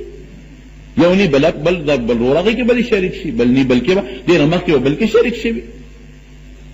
دې غریب قبر کې کنستو کې نو د بل ورور هغه به یې دله کنستي سبا به خدای دې نه کې بل پېښ شي بلکې ولې وکنست دا څه خبره او کټ وړل یتبعو کټ وړل هم ته ثابتېږي کټ له اوږه ورکړه خو نمبر په نمبر به اوږه ورکړې یو دې ورکي بیا دې بل ورکي بعضې فقها 40 قدم هم یاده لس یو خپل لس بله لس بله لس بله ورسره قدمونو باندې واله دا نه چې یو ترې پرېښود یو سړي ما ته یې مولي صاحب دا د کټ د وړو مسلې مه کوه مې ولې بس وی ته مې چې مه کوه مې لکه ولې ما دمکي راکړې نه وي دمکي نه در کوم خو یو ځل په لاره روان وم جنازه وه ستا مسله مې اورېدلې وه نو موټر مې ودرو مې چوره کې چې دا کټ ونیسمه نو چې کټ له مې اوږه ورکړه نو شی درونو یا خدای پاکه بیا به څوک رانږدې کېدل نه خلک یې ټول ستړي کړی وي اوس روان یم مخکې خدای پاکه وي اخره کې مې واکړي چې پرېږده مې خدای ته وګورئ راشئ بیا خلک راغلي لوګي رانه یې واغېست ما ویل لکه زه خو سره ګورې دا ټکې ویم چې اوږه ورکړه خو ګورې بیا بل دې وشي ځکه بعض انسان درونې دغه نه که نه او بعضې سپکي هسې نه چې بس تا اوږه کړه او بل ترې وروسته شو چې زه بس خلاص شوم تی نمبر په نمبر به اوږه والا ورکړې یتبع جنازته اذا مات نو جنازې پسې هم لاړ شه د جنازې مونځ هم وکړه قبر دفن کې سم واخله دا د مسلمان حقونه دي نو دا شپږ حقونه دا یوازې دا شپږ نه دي دا اهم حقونه دي دې کې عام خلک مبتلا دي ځکه نبي علیه السلام ذکر وکړو نور د مسلمان په مسلمان ډېر زیات حقونه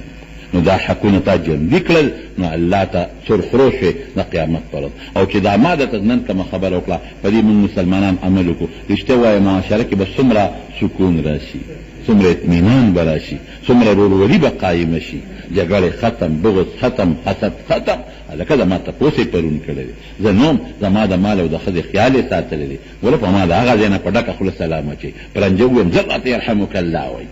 او د مریض تپوس مې کوي او زما جنازو لځي نو دې سره د مسلمان سره ښه تعلقات جوړېږي اتفاق جوړېږي ځکه خو نبي علیه السلام د دې ذکر کوم الله تعالی دې موږ له د سنتو تابعداري نصیب کړي پروردګار دې موږ له د دې حقوقو د جمدي کولو توفیق راکړي الله د مسلمانانو اتفاق نصیب کړي خدای موږ د پریشانو نه وساتي یا الله موږ د آفتونو نه وساتي پروردګاره موږ د سازشونو د سکیمونو نه وساتي خدای د بغضیانو د بغضونو نه وساتي الله د حاسدینو د حسدونو نه وساتي خدای د شریانو شرونو نه وساتي الله د امت مسلمه اتفاق او اتحاد نصیب کړي پروردګاره که څوک بیماران دي ته ول شفا ورکړي که څوک قرضداران قرضونه خلاص کړي خدای چا ته څه پریشانۍ دي ټینشنونه دي هغه په خیر او په خوشحالۍ بدل کړي الله موږ ته د اسلام او د ایمان هدایت نصیب کړي الله زموږ بچي د لوفرو د جرم نه وساتي په دې وطن کې الله د قرآن او د سنت نظام راولي پروردګاره چې کوم مشران وفات دي ته مغفرت نصیب کړي او چې کوم جنګ دي ته روغ صحتونه دراز عمرونه ورکړي او زموږ دا کشر کل دا نوجوان طبقه الله د ګمراهونه د فسق و فجور نه الله تعالی په امن او امان کې وساتي اخر وخت په خپل دا کلمه نصیب کړي لا اله الا الله محمد رسول الله. ګرانو محترمو اوریدونکو د شیخ الحدیث مولانا محمد ادریس صاحب په دې 603 نمبر 61 کې تاسو د مسلمان په شپږو حقوقو باندې بیان اورېده دا به تاسو ته پېښور ښار کې بیرون کچرې ګیټ اشرف روډ سره فقیر خان ناصر خان کیسټ هاوس کې د ناصر خان او حیدر خان سره ملاویږي د دې نه علاوه د شیخ الحدیث مولانا محمد ادریس صاحب د هر جمعې تقریر به هم تاسو ته د دې دکان نه ترلاسه کیدی شي او یاد لرئ زما 30 نمبر 61 مارکیټ ته راورسېده دا به په میموري کارت کې او د ټیپ کیسټ کې هم تاسو ته د دې دکان نه ترلاسه کیدی شي ټیلیفون نمبر دی 255 ای په مدینه کې اوسېدې د مصطفی سره وې خیر الورا سره وې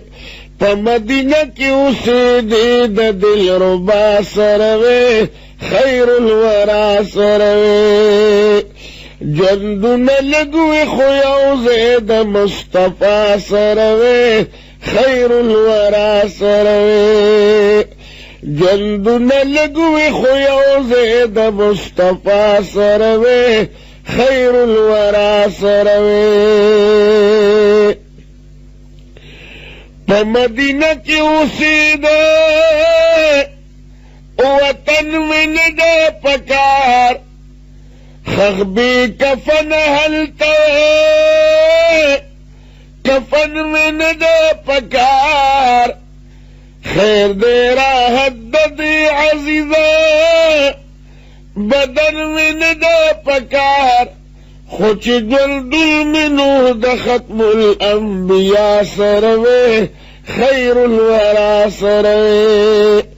په مدینه کې اوسېدې د دلربا سره وې خیر الورا سره وې جندونه لګوي خو یو ځای د مصطفی سره وې خیر الورا سره وې او د دې دنیا عیش او عشرت عزت بس کړه مزه د دې فانی دنیا بقا دولت بس کړه مزه حور غلمان پخینوهانا جنت بس کړه مزه کاش چې نصیب هلته زه د محبوبا سره وې خیر الورا سره وې په مدینه کې اوسېدې د دلربا سره وې خیر الورا سره وې جندونه لګوي خو یو ځای د مصطفی سره وې خیر الورا سره وې شزم په اور د فراقت कि the server Madani लुगे लुगे शंप मजवर कि द दिलबर मदनी काश्तिए खौरी द दर द पैगंबर मदनी या जारुक शुहद रोजी जारुई मा सरवे खैरुल वरा सरवे प मदीना की उसी दे द दिल रुबा सरवे खैरुल वरा सरवे जंदु न लगुए खुयोजे द मुस्तफा सरवे खैरुल वरा सरवे जंदु न लगुए खुयोजे द मुस्तफा सरवे खैरुल वरा सरवे श्री ग्रेवान विसर बबरा दयार द दरवे गदा खेदे फकीर खुहर गिजा महबूब न नवे जुदा आओ त्रिन चापीर लुगेश तन जमावे फिदा दयो नौकर पहैसियत द मुस्तफा सरवे खैरुल वरा सरवे प मदीना की उसी दे द दिल रुबा सरवे खैरुल वरा सरवे जंदु न लगुए खुयोजे द मुस्तफा सरवे खैरुल वरा सरवे खालिक द गुलाम हबीबा गड़ी मुमिल किने वे द हिजाज खुद सरहद पसर जमीन किने लिक मिली दिल जुदाई पखपल जबिन किने